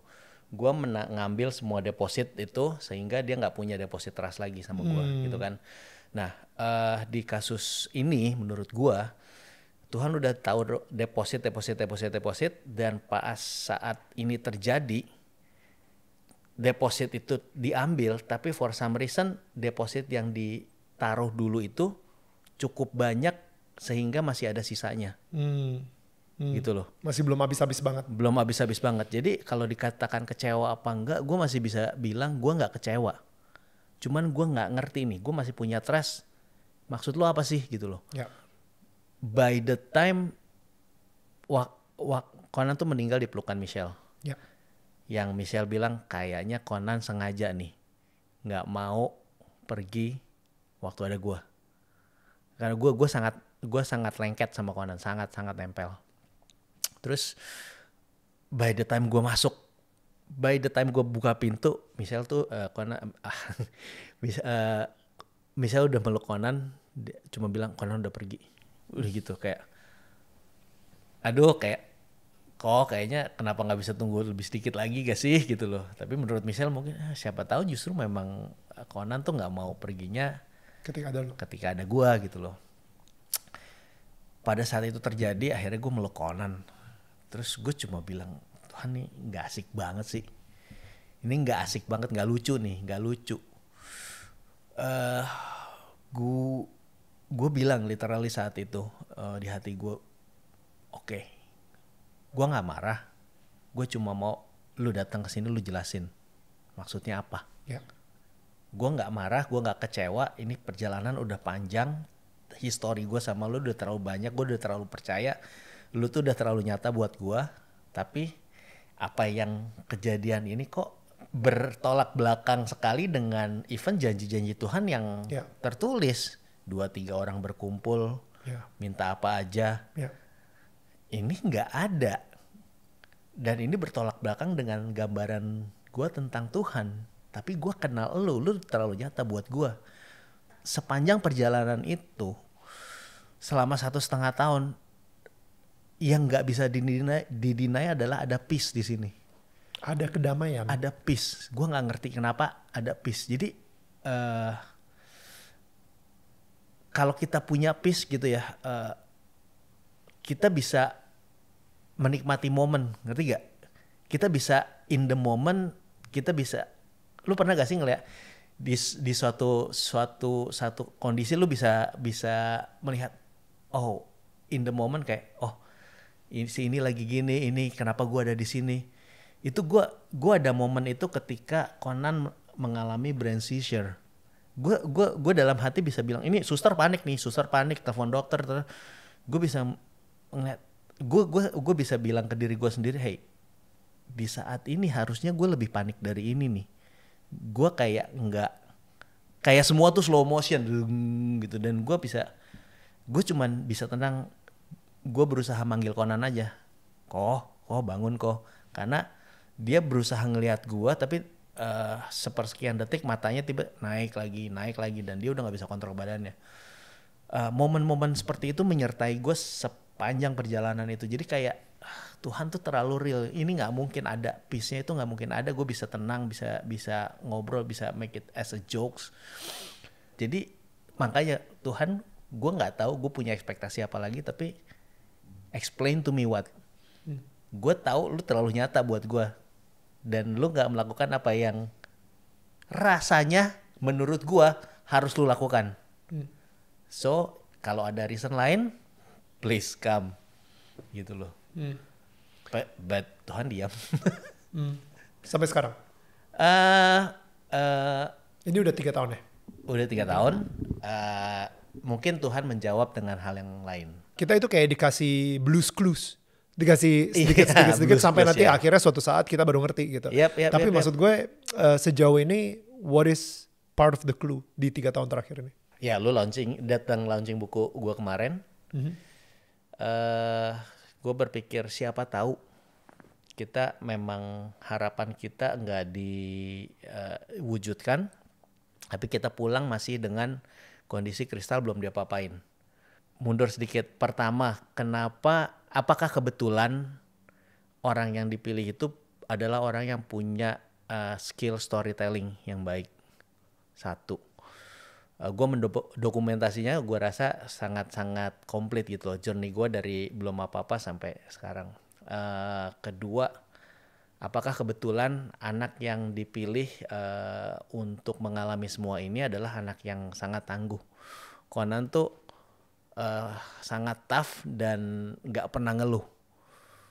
Kalau seandainya kita mengalami itu bukan Conan yang ada di situ, mungkin kita udah gila. Mungkin udah gila. Conan tuh mengeluh seingat kita cuma 2 kali, 2 momen. Yang pertama waktu dia sistem pencernaannya kena GVSD tadi sehingga pupnya berdarah. Jadi semuanya kayak sariawan. Satu-satunya solusi adalah pencernaannya harus diistirahatkan. Gimana caranya? Ya nggak boleh ada yang masuk, nggak boleh bekerja. Jadi dia nggak boleh makan. Anak kecil yang hobi makan, dia doyan banget makan. Gue gampang banget ngasih dia makan tuh seneng gitu loh. Sampai nyebutin semua yang dia tahu makanan untuk minta ke gue. Please dong, apa? Lady mau Pocky, mau ini. Semua merek makanan tuh disebutin. Sementara gue ada di situ, gue punya pilihan, gue bisa ngasih dia makan, tapi gue tahu kalau gue kasih dia makan dia tuh kan makin ngerusak dia gitu loh. Tapi dia kan nggak tahu kenapa gue nggak ngasih makan. Itu tuh momen yang sangat menghancurkan hati gue di situ tuh. Itu tuh sangat painful buat gue. Sementara gue tuh nggak bisa kabur karena memang harus 24 jam dijaga. Gue 24 jam sama dia dan dia 3 hari dia minta makan. Itu sangat painful. Itu pertama. Yang kedua yang gue inget banget adalah saat terakhir dia udah mulai susah napas. Jadi dibandingkan semua proses kejam yang dia lewatin, dia bisa dihitung jari dia mengeluh. Kalau bukan dia, gue yakin kita nggak akan kuat. Itu. Terus apakah kebetulan Kiskis juga belum diapa-apain gitu loh. Kita pulang dengan Kiskis masih dengan problem yang sama. Dan nggak ada BMT, nggak sama sekali nggak diapa-apain. Cuman transfusi seperti biasanya aja tiap bulan. Apakah mungkin ada purpose di balik semua itu gitu loh? Apakah isu ini memang bukan isu talasemi, bukan sesuatu yang Tuhan kasih ke kita untuk cuma kita derita, tapi apakah ada part tertentu yang harus kita lakukan untuk isu talasemi ini gitu loh. Jadi ya baik buku ini selesai, kita juga ketemu komunitas, kita banyak ngobrol sama teman-teman yang talasemi, dan kita ada melihat mengerti kenapa akhirnya talasemi juga menjadi ancaman buat bangsa. Kenapa strugglesnya, kenapa talasemi susah dimengerti, nggak seperti cancer yang gampang quote and quote dijual ya buat kasih understanding ke masyarakat tuh lebih gampang dibanding thalassemia, karena thalassemia tuh nggak kayak orang sakit kalau dilihat gitu. Gue kaget loh, pas gue lagi datang ke book launching lo, lu bilang kayak ini teman-teman dari thalassemia, kalian lihat di sebelah kalian normal kan? Wow, gue nggak Normal ngira banget kalau kan. misalnya mereka ternyata ada thalassemia mayor juga. Dan lu nggak akan nyangka organ mereka udah sehancur apa. Gitu loh. Mungkin ada purpose di balik semua itu gitu loh. Ya. Jadi emang sesuatu yang harus kita lakukan. Michelle sendiri di buku, Michelle sempat nulis gitu, apa udah deh gue cerai aja. By the way, kata-kata cerai itu seberapa kali sering muncul pas lagi apa itu cuma di pikiran lo aja atau Nggak diomongin. diomongin Dia juga. Nah, kenapa kalian masih bersama? Kenapa Karena masih bersama? gue tahu juga ada temen gue yang kehilangan anaknya dan gak lama setelah itu mereka cerai. Karena it's tough. Dan gue ngerti gitu. Gue nggak menghakimi juga karena setiap kali dia ngelihat muka suaminya atau suaminya ngelihat muka istrinya pasti keinget anaknya lagi dan itu membuka luka lama lagi gitu. Bagaimana kalian bisa kuat dalam pernikahan kalian? Nah kalau aku emang ya tadi alasannya gitu, kayak Conan kan sama dia mukanya mirip banget. Banget. Ya. Bener jeplak abis gitu. Jadi ya aku bilang kalau, dan emang waktu itu kondisi aku tuh, mental aku tuh udah jauh lebih cepat drop kayaknya dibanding Andri ya. Dari Conan masuk, kan ya kayak aku bilang tadi 3 bulan pertama itu kan kita gantian nih pagi malam nih shiftnya. Setelah Conan keluar dari ruangan spesial itu baru keluar dari ICU, baru dia di ruangan normal, maksudnya kamar biasa, baru aku tuh pulang bolak-balik kan. Nah di pas bolak-balik itu aku mulai berasa sakit perut, muntah. Aku pikir ya kecapean atau apa gitu, tapi aku berasa ini tuh bukan hal yang pernah aku rasain, sakit perutnya beda gitu. Terus tapi aku diemin aja gitu kan. Terus ya udah kadang-kadang ada, kadang-kadang nggak ada, ya udahlah mungkin gue kecapean aja gitu. Dan semakin lama ya kan, ini kan akhirnya waktu itu ngomonginnya si Andri juga udah bilang stres. Aku tuh paling takut kalau Conan hilang. Ya emang lu doang gitu, lu pikir gue gak ngerasain yang sama? Ya sama aja kan gitu. Terus di situ aku bilang, gue juga menurut gue kayaknya gue ini sakit ini bukan sesuatu yang normal gitu. Terus kayak gue butuh psikolog deh, karena gue di pikiran gue ini gue nyalain lu mulu. Itu yang aku udah rasain. Nyalahin Andri mulu gitu. Yeah. Terus aku bilang, kalau itu awalnya tuh aku ingat yang itu depan gym, ngobrolnya masih di depan gym, di apartemen ada gym, kita ngobrol depan situ karena ya supaya anak-anak nggak denger kan ngobrolin itu. Terus akhirnya Andri bilang, yaudah ntar aku cariin psikolog deh katanya gitu. Kebetulan teman sahabat dia punya psikolog center, dikirimin lah 1 psikolog untuk bantu aku, tapi baru 2-3 kali terus psikolognya itu hilang karena ternyata dia COVID. Karena zaman COVID. Terus nggak lama lagi mulai makin memuncaknya kondisi Conan makin turun kan, kita makin hilang stres nih kan. bukan hilang meninggal kan? Enggak, Ilang. emang hilang dia Iya, tiba-tiba nggak hilang aja gitu, udah nggak itu nggak ya. ada Gila, kabar gue sama kayak sekali. ngerasa jahat banget, ngilang karena dia COVID. Habis itu gue ketawa. Gak, Iya, maksudnya ngilang as in like bener-bener gak ngurusin lu hilang, lagi. tahu-tahu, ya orang kemana kok nggak iniin gue lagi? Ternyata dia lagi gitu. isolasi mandiri gitu, dan akhirnya lu lupa gitu. Ya oke gitu ya, sorry ya. Sensitif banget ngomongin hilang. Terus habis itu ya di momen yang Conan makin turun, kita makin intens, makin Banyak berantem. Enggak banyak berantem sih, enggak, karena aku sama Andre tuh tipe yang bottle up emotions gitu. Oke. Jadi emang kita nggak ngomongin. Terus sampai satu momen itu ya aku mulai nggak tahan juga. Terus aku bilang, ini entah kenapa mungkin kita juga dapat ya kayak tadi blues clues dari Tuhan, kayaknya udah deket nih. Entah Conan sembuh atau Conan pergi, ini kita udah ngerasain nih momennya nih, gitu loh. Maksudnya pokoknya ini tuh udah terlalu lama, dari 2 bulan doang lah, setengah tahun ini udah lama, dan kita udah draining, dan tapi kita bisa lihat kayaknya finish line-nya udah mulai kelihatan gitu. Hasilnya apa nggak tahu. Aku bahkan ngobrol sama teman gue yang di Jakarta, nelfon, dia juga nanya gimana lu gini. Terus aku bilang, menurut gue sih ini finish line-nya udah kelihatan, tapi hasilnya apa kita masih nggak tahu gitu. Dan di situ kita udah makin memuncak. Akhirnya aku bilang ke Andri, kalau sampai kenapa-napa sama Conan, kayak gue bisa ninggalin lu deh. Aku udah bilang gitu kan Andri. Di situ aku pertama kali bilang, kayak gue mau cerai deh gitu. Maksudnya gue ngelihat dari apa yang kita lakukan ini nggak ada hal positifnya buat gue. Aku ngerasa seperti itu gitu, karena aku bilang ya meskipun memang jadi ibu itu pilihan aku, Tapi Andri nganggep itu kayak udah ini kan pilihan lu ya, tanggung jawab lu ya udah lu nikmatin aja gitu loh. Dia nggak, aku nggak merasa disupport sama Andri di rumah tuh sama sekali nggak merasa gitu loh.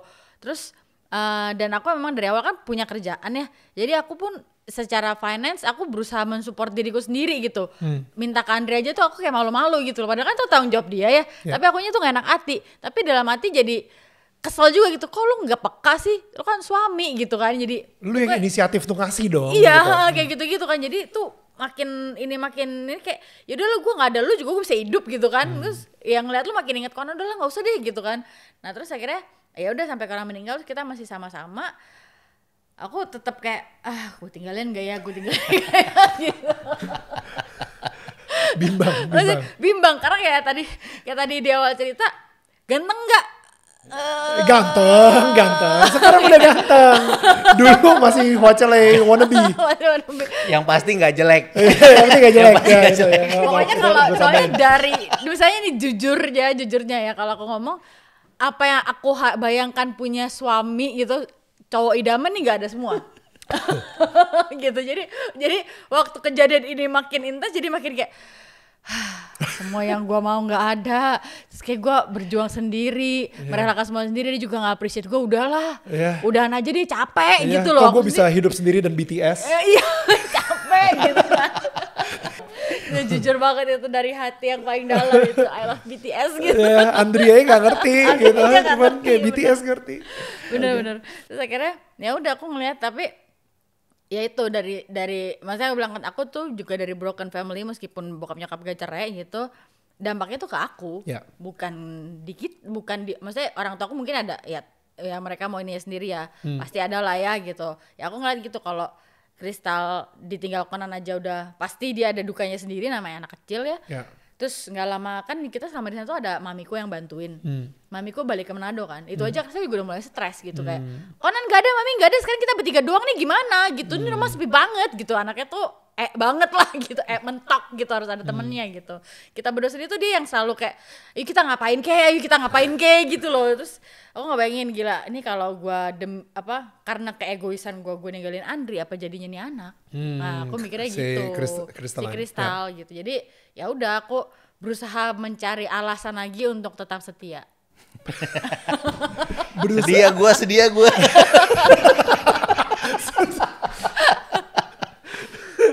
Gitu. Tapi itu sih emang kayak orang mikir kalau cinta itu atau di sebuah pernikahan itu lo stay di pernikahan karena cinta. Tapi justru ketika cinta itu udah gak ada lagi dan lo memilih untuk terus mencintai dia walaupun susah, I think itu pernikahan yang sebenarnya.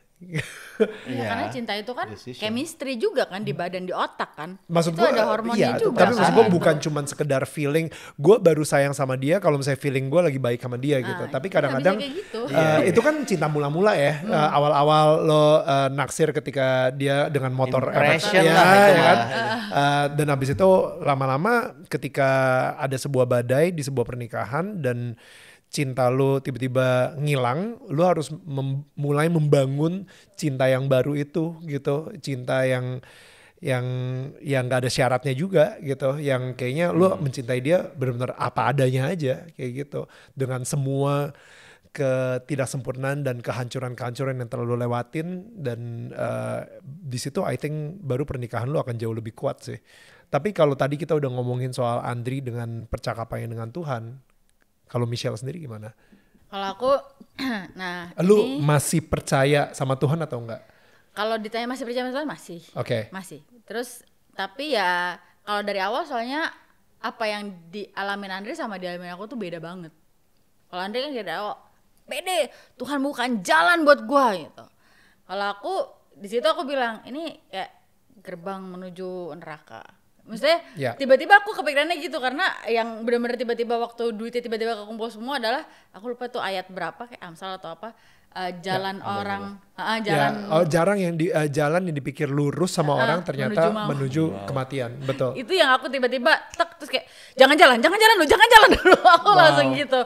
Aku benar-benar di saat itu enggak, jangan nafsu gitu. Aku bilang Dan waktu itu aku taunya yang gen terapi itu di Boston itu 7,5 M, bukan 30 M. Okay. Jadi aku bilang, kayak kita ini kan nggak ada efek samping meninggalnya ya, dinyatakan gitu. Kalau yang BMT ini memang ada gitu, emang ada gitu. Efek samping paling ininya tuh meninggal. Kalau yang ini tuh nggak ada. Nggak berhasilnya dia stay the same. Maksudnya stay the same tuh ya tetap thalassemia beta mayor yang perlu ditransfusi gitu.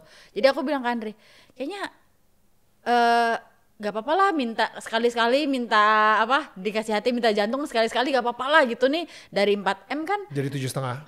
Jadi 7,5 jadi kayak gak jauh gitu. Rasanya gitu kan, kita minta aja gitu. Saya bilang enggak lah, lu gila, ini kan tetap aja 7,5 M tuh buat 1 anak, 4M itu kan buat 2 gitu loh, jangan begitulah gitu, kita lihat sini aja. Aduh, bener nggak ya gitu kan. Terus ya udahlah, kan katanya suami itu imam, ya udah ikutin aja deh gitu kan. Ya udah diikutin. Pantesan dia disalahin terus ya. Iya makanya semuanya blame on me ke dia semua akhirnya, karena habis itu udah diturutin dia. Bener gak jalannya? Ya sejauh ini sih langkah demi langkah bener sih. Kayak di situ ditulis gue mau makan, makanannya ada, gue minta face masknya dikirimin, minta cookie jadi kirimin secara gitu. random by the way. Secara jadi random, yang lo tiba-tiba cuma kepikiran ada kangen ya makanan Indonesia, nggak tahu beberapa jam kemudian lo kok ini mendadak ada yang kirimin kita makanan Indonesia. Spesifik lagi, bener-bener bukan yang makanan Indonesia. Gue pengen soto Betawi di Thailand kayak apa coba? Wow. Coba itu gitu. Terus ada aja yang ngirimin, aku catering nih buka di, aku orang Indonesia, tahu cerita kamu gini-gini, aku mau kirimin makanan boleh nggak gitu. Dan soto Betawi gitu. Di soto Betawi kayak oke. Gitu. Wah ini jadi, Tuhan banget. Ini Tuhan banget gitu. Jadi mau dibilang jalannya Tuhan, ya bukan sih gitu, pasti ini jalannya Tuhan gitu. Kecuali Tuhan dengan tega kayak Ayub biar kita dicobai sama iblis gitu, kayak ya udah nih lu main aja sama anak gue tau anak gue ini tetap setia kok sama gue sampai pada akhirnya gitu. Sempet kepikiran gitu juga gitu, cuman ya udahlah pokoknya tahu dalam lindungan Tuhan. Terus kan dia masih yang on fire man, pede, ini semua jalannya Tuhan, kita akan menuju kesembuhan gitu kan, kayak oke diturutin terus gitu kan. Jadi ya udah, aku merasa itu semua berhasil dan aku tetap berusaha pede sama apa yang dilakukan gitu. Terus dokter, suster di sana tuh juga baik banget sama kita, bener-bener yang helpful banget. Ya aku berasa emang ini jalannya Tuhan gitu, nggak mungkin bukan gitu. Meskipun ya kadang-kadang tetap skeptis ada gitu. Terus tapi tetap kayak dibalikin lagi, disadarin lagi gitu. Di momen-momen itu aku tiap hari baca Alkitab, tiap hari memuji menyembah Tuhan. Bahkan ada di saat Koran yang baru keluar dari ICU itu heart rate-nya apanya, darah tingginya itu tuh aku berasa setiap aku worship itu turun. Bener-bener aku jadi selama, kan aku selalu jaga malam, aku sebagian begadang, Anda selalu bagian bangun pagi gitu kan. Aku begadang itu aku mencoba nyanyi, terus kayak gue capek, gue nggak boleh nyanyi dulu. Terus tiba-tiba naik, aku nyanyi lagi, nyanyi bisa nyanyi gitu.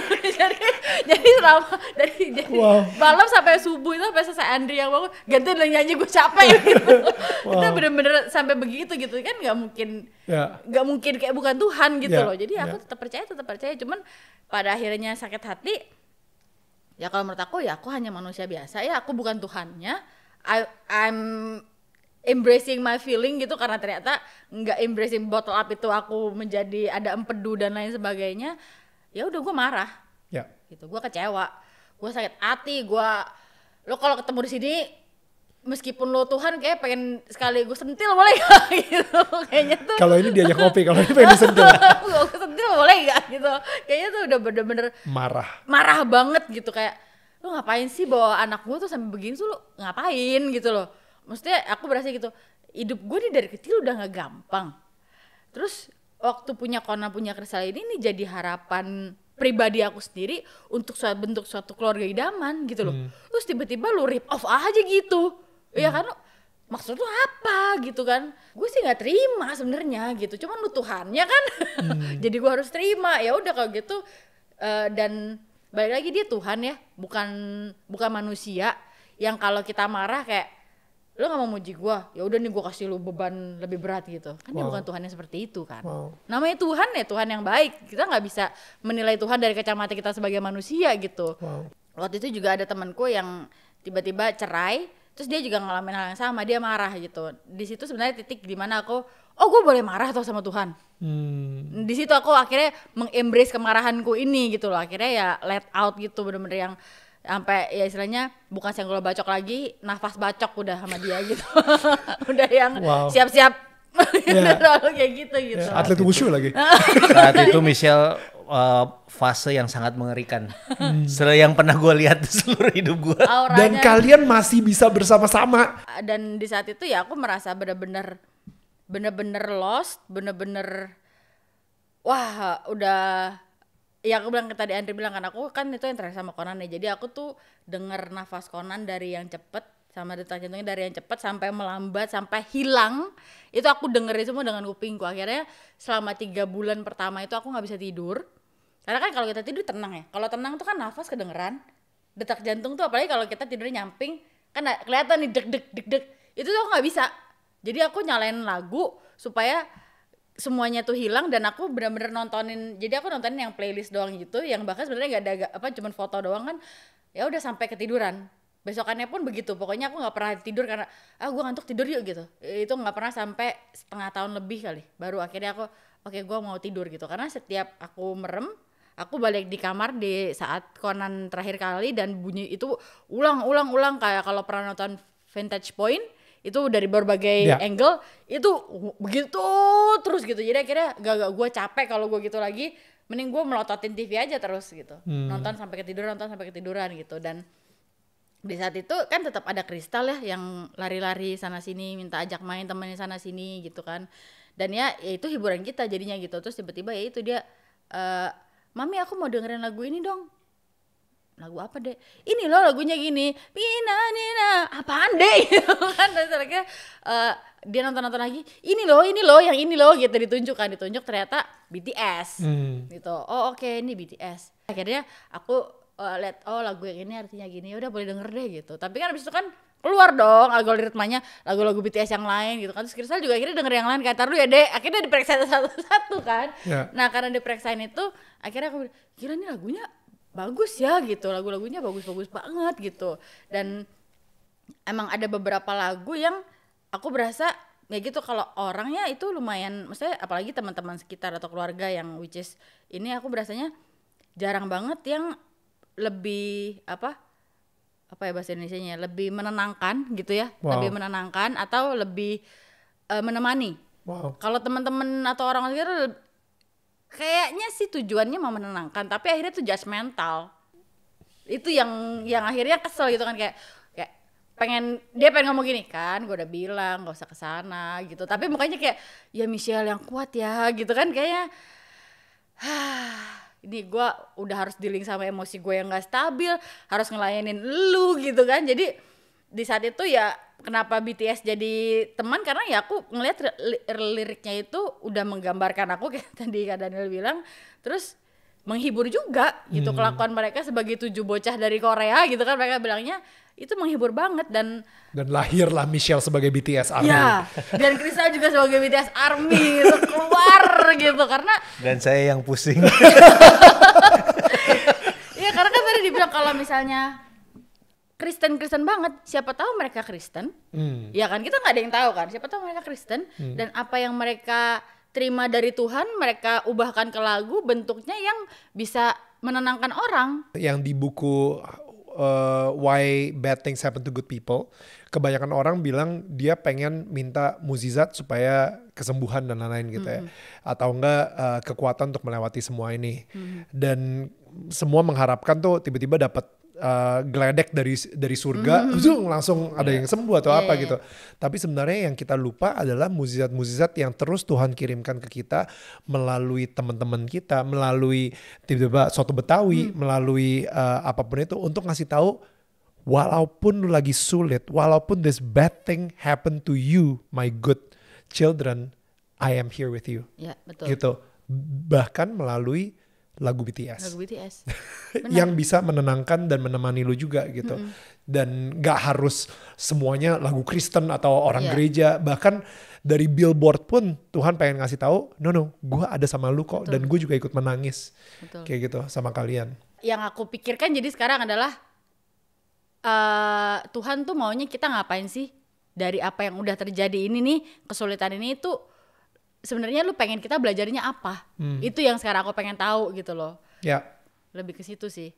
Dan gue ngelihat ya dari cerita kalian berdua gitu ya, gue sendiri juga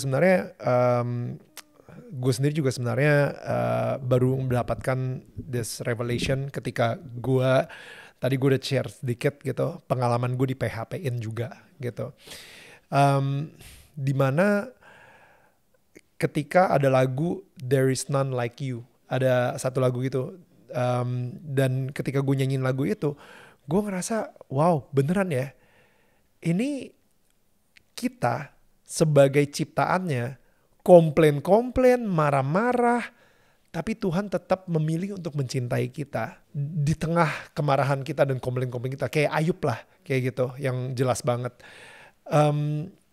Itu benar-benar Tuhan yang maha pemaaf dan Tuhan maha baik yang bisa nerima kita apa adanya banget gitu. Walaupun dalam kondisi kita marah dan komplain dan kita suka ngedoubt, meragukan gitu. Tuhan lu beneran baik gak sih? Nggak kayak gini dong caranya. Tapi benar-benar there is none like him banget gitu. Tuhan yang kita sembah itu benar-benar Tuhan yang iya gue ngerti lu lagi marah sama gue, tapi gue tetap memilih untuk mencintai lu gitu. And I think that's a beautiful thing about our God. Kita mikir kalau Tuhan tuh diam, tapi kita nggak pernah tahu kalau misalnya Tuhan sebenarnya sedang bekerja. Apa? Ya kan? Di belakang dia lagi siapin apa. Dan gue ngerasa kita sama-sama di sini gitu ya, kayak ini pun juga bisa dibilang sebuah mukjizat gitu. Banyak banget tadi kalau misalnya kita lihat ya, bukan sekedar mukjizat ada geledek dari surga gitu, tapi benar-benar mukjizat BTS lah, abis itu Kiss juga baik-baik aja dan malah jauh lebih kuat gitu secara stamina dan lain-lain. Kalian masih dijaga banget sama Tuhan, pernikahan kalian pun juga masih dijaga banget sama Tuhan.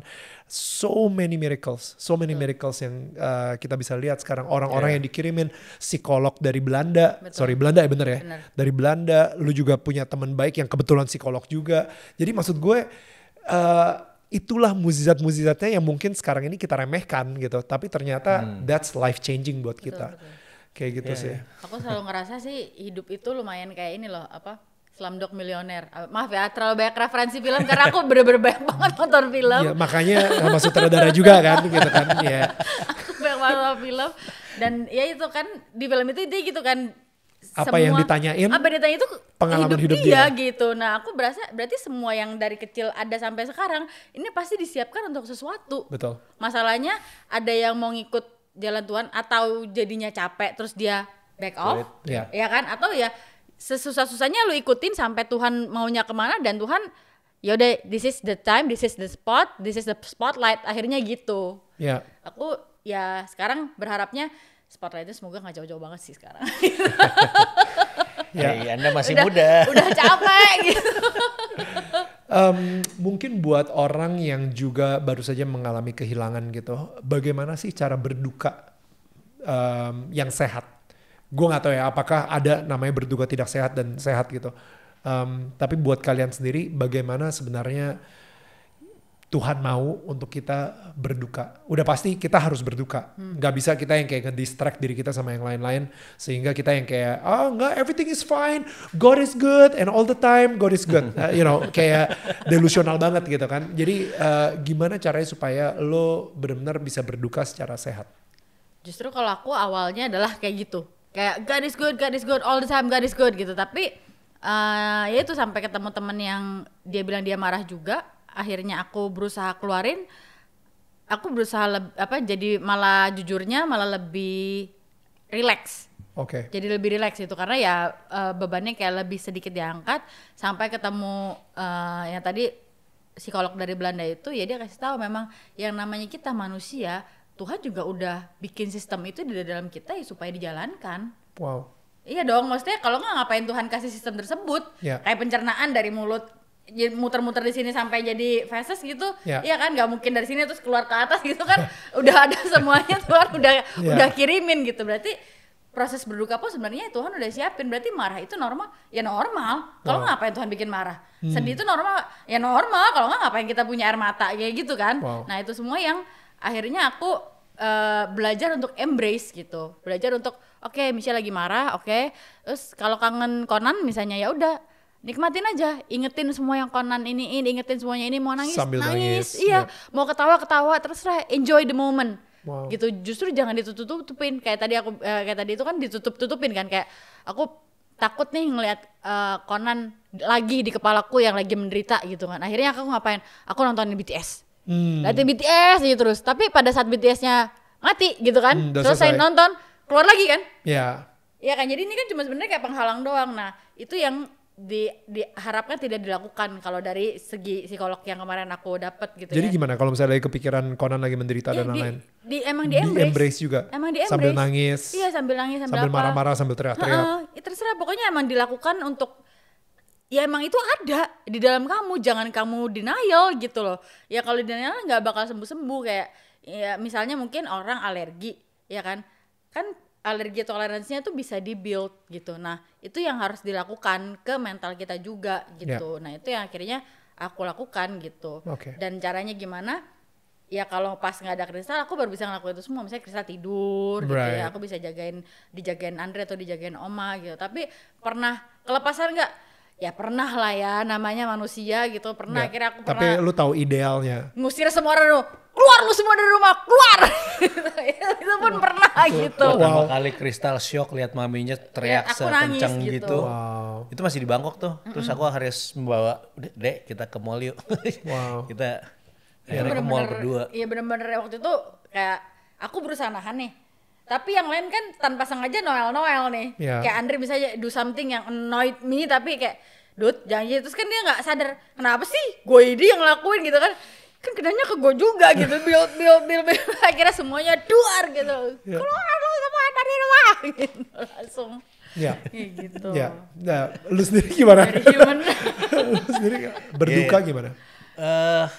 Thankful gue punya teman baik yang psikolog, yang pertemanan gue lebih tua dari umurnya Michelle.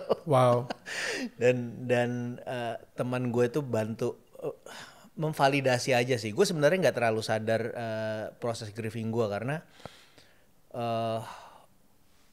gue punya deep relationship sama Conan tuh menurut gue ada di level tertentu yang cuma gue sama Conan tahu gitu loh. Jadi memang gue ya mungkin karena cowok dan logikal juga bisa memisahkan kapan waktunya gue bisa mengkangen-kangen sama Conan sendiri gitu loh. Dia beberapa kali ngegapin gue nangis malam-malam gitu. Jadi gue memang nggak kalau waktu gue berasa gue pengen punya waktu sama Conan ya gue sendirian gitu loh. Dan gue divalidasi sama teman sahabat gue ini supaya jangan di skip prosesnya, lu memang harus momen kangen itu ya momen lu celebrate life-nya Conan, bukan celebrate kematiannya, tapi celebrate gimana dia pernah hidup sama kita gitu loh.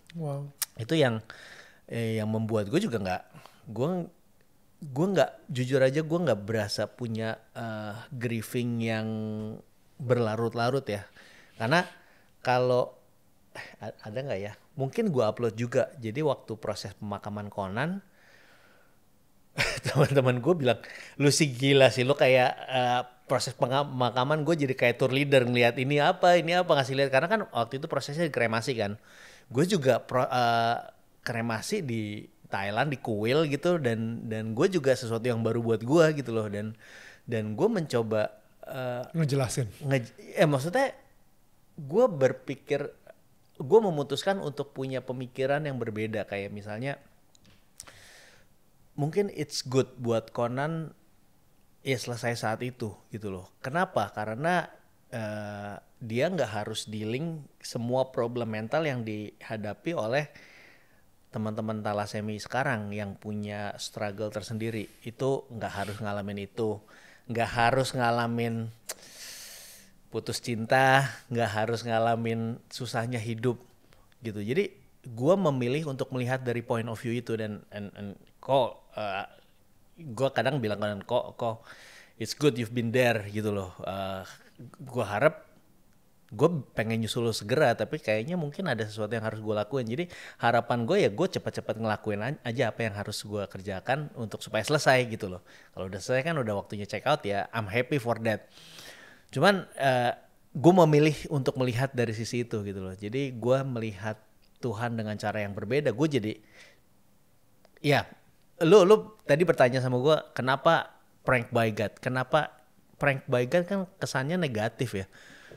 Cuman gue nggak takut untuk ngomong itu, gue nggak takut Tuhan marah dengan hal itu karena itu yang memang gue rasain. Gue berani jujur dan gue bisa lihat ya Tuhan lu nge-prank gue nih kemarin. Dan relasi sama Tuhan bukan lagi cuma ya Tuhan Tuhan, tapi ya Tuhan bilang Tuhan adalah sahabat kita yang sahabat ya bisa joking around, bahkan mungkin karena levelnya Tuhan bercandaannya jadi levelnya nyawa aja. Ya sorry it's dark dark banget, tapi gue bisa ngomong gitu kayak ya karena kehidupan itu di bawah kontrolnya dia semua gitu loh. Jujur pengalaman ini cukup membuka sudut pandang baru gue tentang Tuhan gitu loh. Jadi it's amazing. Gue mungkin ini pertanyaan terakhir gitu ya. Bagaimana kalian memandang hidup ini sekarang?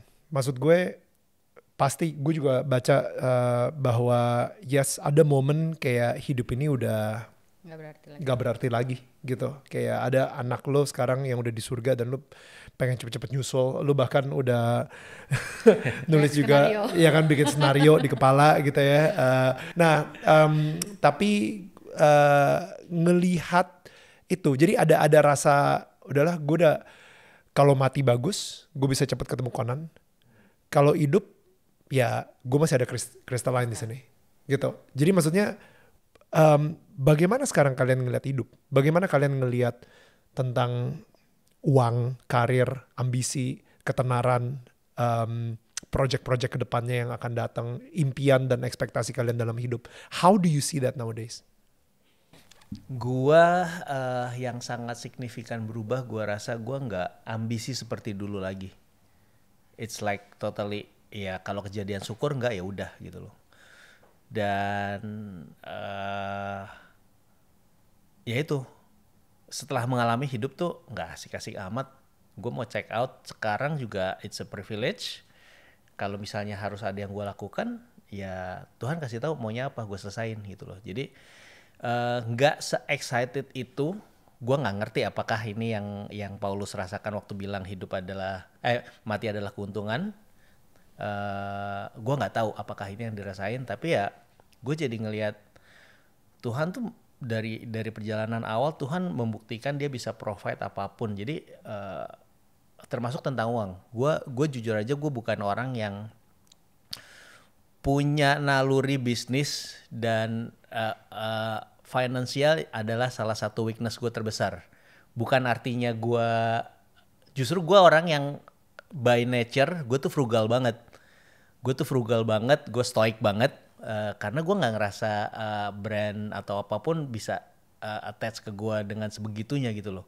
Tapi gue nggak punya, karena gitu gue nggak punya ketertarikan tentang uang, which is in some ways jadi ketakutan gue tersendiri dulu ya, karena gue nggak ngerti gimana cara make money. Gue terfulfill dengan gue berkarya itu terfulfill banget gitu loh. Tapi waktu gue punya keluarga, punya kristal, punya tanggungan itu pengalaman gue lah dealing dengan segala hal yang perlu budget besar. Tuhan mereveal dirinya dengan gue, God is provider gitu loh. Jadi dalam saat ini gue cuma ngikut, gue belajar hidup kita ya piece of puzzle. Kita cuma berfungsi, Tuhan udah membuat kita sesuai di satu tempat yang ada tempatnya pas gitu loh. Tugas kita adalah naro piece of puzzle kita di tempat yang tepat. Itu aja. Jangan karena ketololan gue udah puzzle-nya udah mau jadi, tapi karena gue frustasi nih gak ketemu tempatnya, wah gue berantakin lagi. Gue nggak seperti itu aja. Gue bener-bener mau ya taruh satu-satu di tempat yang tepat. Dan tugas gue sebagai waktu gue janji sama Michelle, gue ada tangan yang terakhir nih, yang nganterin lo atau lo yang nganterin gue. Dan Kiss ada di dalam tanggung jawab gue. Jadi udah pasti prioritas pertama adalah mereka gitu loh. It's good kalau gue udah ngerasain kehilangan yang sebegitu besarnya yang ngancurin hati gue. Tapi kayak luka gitu ya. Luka kan, gue punya luka yang ketika sembuh lukanya ada tapi mati rasa kan. Yeah. Gue rasa gue nggak kehilangan seperti apa lagi sih yang nggak bisa gue tanggung. Dan kalau misalnya bisa dikasih kesempatan, gue prefer check out yang terakhir gitu loh. Karena gue berasa gue punya tanggung jawab atas hidup dia, atas hidup Crystal. So I wanna make sure mereka punya proper life, punya apa yang mereka impikan bisa mereka wujudkan. Kalau mereka udah selesai semua, kalau ada pilihannya ya bisa, biar gue yang check out terakhir gitu, supaya gue ngurusin mereka selesai dulu gitu loh. Michelle? Kalau aku ya kayak tadi awalnya udah nggak kepikiran sama sekali, terus maksudnya mimpi, ambisi segala macam ya udah di saat momen itu udah hilang banget semua. Terus di satu momen gitu ya, balik lagi kerjanya nonton doang. Banyak banget lagi nonton film gitu, terus tiba-tiba kayak kepikiran gitu. Kalau ya hidup ini cuma sekali, terus waktunya tuh nggak ada yang tahu seberapa panjang, ya kan? Kayak Conan ternyata cuma 5 tahun gitu, kita nggak tahu kita berapa lama. Lu mau hidup kayak gimana? Itu yang jadi, yang tiba-tiba pertanyaan itu, yang lu mau hidup kayak mana gitu, yang lu mau apa yang orang bilang harus lu lakukan gitu kan. Jadi ada dua kan, karena Tuhan sebenarnya udah taruh sebenarnya apa yang kita perlu untuk kita hidup di dunia ini sebagai apa yang direncanakan sebenarnya. Kalau enggak, apa fungsinya talenta, ya kan? Kayak Kak Daniel bisa nge-VJ dari dulu ya karena emang talentanya di sini gitu. Andre bisa nulis karena emang dia talentanya di sini gitu. Terus aku apa nih gitu? Jadi ARMY. For the rest of my life. Itu talenta gue. Mendedikasikan hidup gue untuk BTS. Kayaknya terlalu garis keras banget ARMY-nya. Yeah. Aku ARMY, cuman aku belum yang mendedikasikan hidupku buat ARMY. Aku tetap mendedikasikan hidupku buat Tuhan. Maaf ya BTS gitu. Nah di saat itu aku mikir apa sih gitu. Jadi sebenarnya tuh aku dari kecil demen banget sama yang namanya Michelle Yeoh, Jackie Chan, Jet Li gitu. Nah terus ya aku tiba-tiba kepikiran, itu kan maunya dari kecil. Kalau sekarang seumur gini bisa dilakuin gak sih? Terus apalagi mikirnya juga kan, apapun yang aku mulai dari sekarang adalah mulai dari nol. Karena ya emang semuanya aku udah tinggalin, udah 10 tahun nih gak kerja nih, 10 tahun nih jadi ibu rumah tangga nih. Aku mulai semuanya dari nol gitu. Kalau mau mulai dari nol, yang pengen lu kerjain apa gitu. Terus ya aku sadar gitu, ya aku dari dulu paling seneng di atas panggung. Bukan karena banci tampil ya gitu. Terus toh aku juga kalau di panggung rame-rame gak sendirian gitu, bukan yang solo artis gitu kan. Ya udah aku bilang ke Andre, lu tau gak sih dari dulu gue tuh pengen jadi artis gitu. Maksudnya kan dia punya PH, tapi tuh dia gak pernah ngajak aku syuting sebagai artisnya. Mentok-mentok jadi makeup artist. Jadi aku selalu artis juga kan itu. Makanya jadi selalu adanya tuh di sekelilingnya. Rese banget kan emang. Ayo jadi kru pernah. Kamu bilangnya artis sih bukan aktris. Rese banget. Makanya rese banget. Jadi selama ini pun kita sama-sama dengan begitu banyak film yang aku udah tonton sama dia dengan ininya, terus dia nggak pernah sadar gitu, kayak gila lu bolot tapi gimana sih? Di pikiran aku gitu. Gue tuh pengen banget jadi main film action gitu loh dari dulu gitu, kayak lu gitu. Kenapa lu gak pernah ajak gua gitu? Terus kalau aku mikirnya adalah karena dia gak pernah ngajak, apa gua kurang cakep ya di kamera? Itu yang aku pikiran gitu kan. Terus aku juga pernah coba beberapa casting dari zaman dulu, gak pernah keterima juga gitu, gak pernah dapat callback. Malah aku dapat callbacknya di Thailand by the way. Di Thailand itu aku 3 iklan, 3-3-nya callback, tapi 3-3-nya COVID. Jadi tetap aja kayak belum pernah dibukakan nih jalan nih sama Tuhan gitu kan. Tapi dengan di Thailand diterima, aku jadi merasa berarti gue nggak sejelek itu kan. Berarti sebenarnya bisa gitu. Jadi itu di situ baru makin pede. Terus aku akhirnya baru bilang ke Andri kalau gue tuh mau jadi artis gitu loh, mau jadi aktris gitu ya, action gitu ya, spesifik gitu ya. Terus dan kalau soal ambisi ya itu dari tiba-tiba ambisi dan mimpi itu jadi satu. Kalau soal uang, aku tuh dari kecil nggak pernah mikirin uang banget, bukan karena aku kaya, justru karena nggak pernah punya. Jadi aku selalu berpikirnya Tuhan pasti provide, apapun itu. Maksudnya aku sesimpel doa, gue nggak pengen hujan hari ini, please jangan kasih hujan. Kalau kasih hujan pas gue udah sampai sekolah atau pas gue udah di rumah, sampai spesifik itu pun Tuhan udah kabulin gitu. Jadi itu pertama. Yang kedua, waktu mulai makin gede kenal Tuhan, yang aku ingat adalah kamu tuh akan dikasih sesuai sama kemampuan kamu. Kalau kamu setia sama hal kecil, maka perkara besar akan terus ditambahkan gitu. Jadi aku berpikir apa yang aku punya sekarang ya karena Tuhan taunya aku mampunya segini. Nanti kalau aku bisa makin besar, masih makin excellent, ya Tuhan akan tambahkan itu pelan-pelan gitu. Jadi aku nggak pernah muluk-muluk kalau soal duit, fame apa, nggak. Cuman aku mau pertanggungjawabkan juga talenta yang sudah diberikan. Dikasih 2, balikin 4 misalnya atau lebih. Nah itu yang aku pengen kerjakan gitu. Amin. Guys, thank you. Terima kasih banyak. Ini setiap tetangga kita pasti gue kasih sebagai souvenir. Thank you. Ini isinya ini sih, nggak perlu dibuka juga. Oke. Isinya ini. Jadi ini rumah clay gitu yang kita buat dan di dalamnya ada lilin. Sehingga kalian bisa membuat, gue ngerasa sih di rumah kalian itu udah ada pelitanya, sehingga pelita tersebut bisa menerangi orang-orang di sekitar, tetangga-tetangga di sekitar. That's why. Dibawa ke Bali ya berarti ya? Iya dong. Ya, dipajang di situ. Thank you.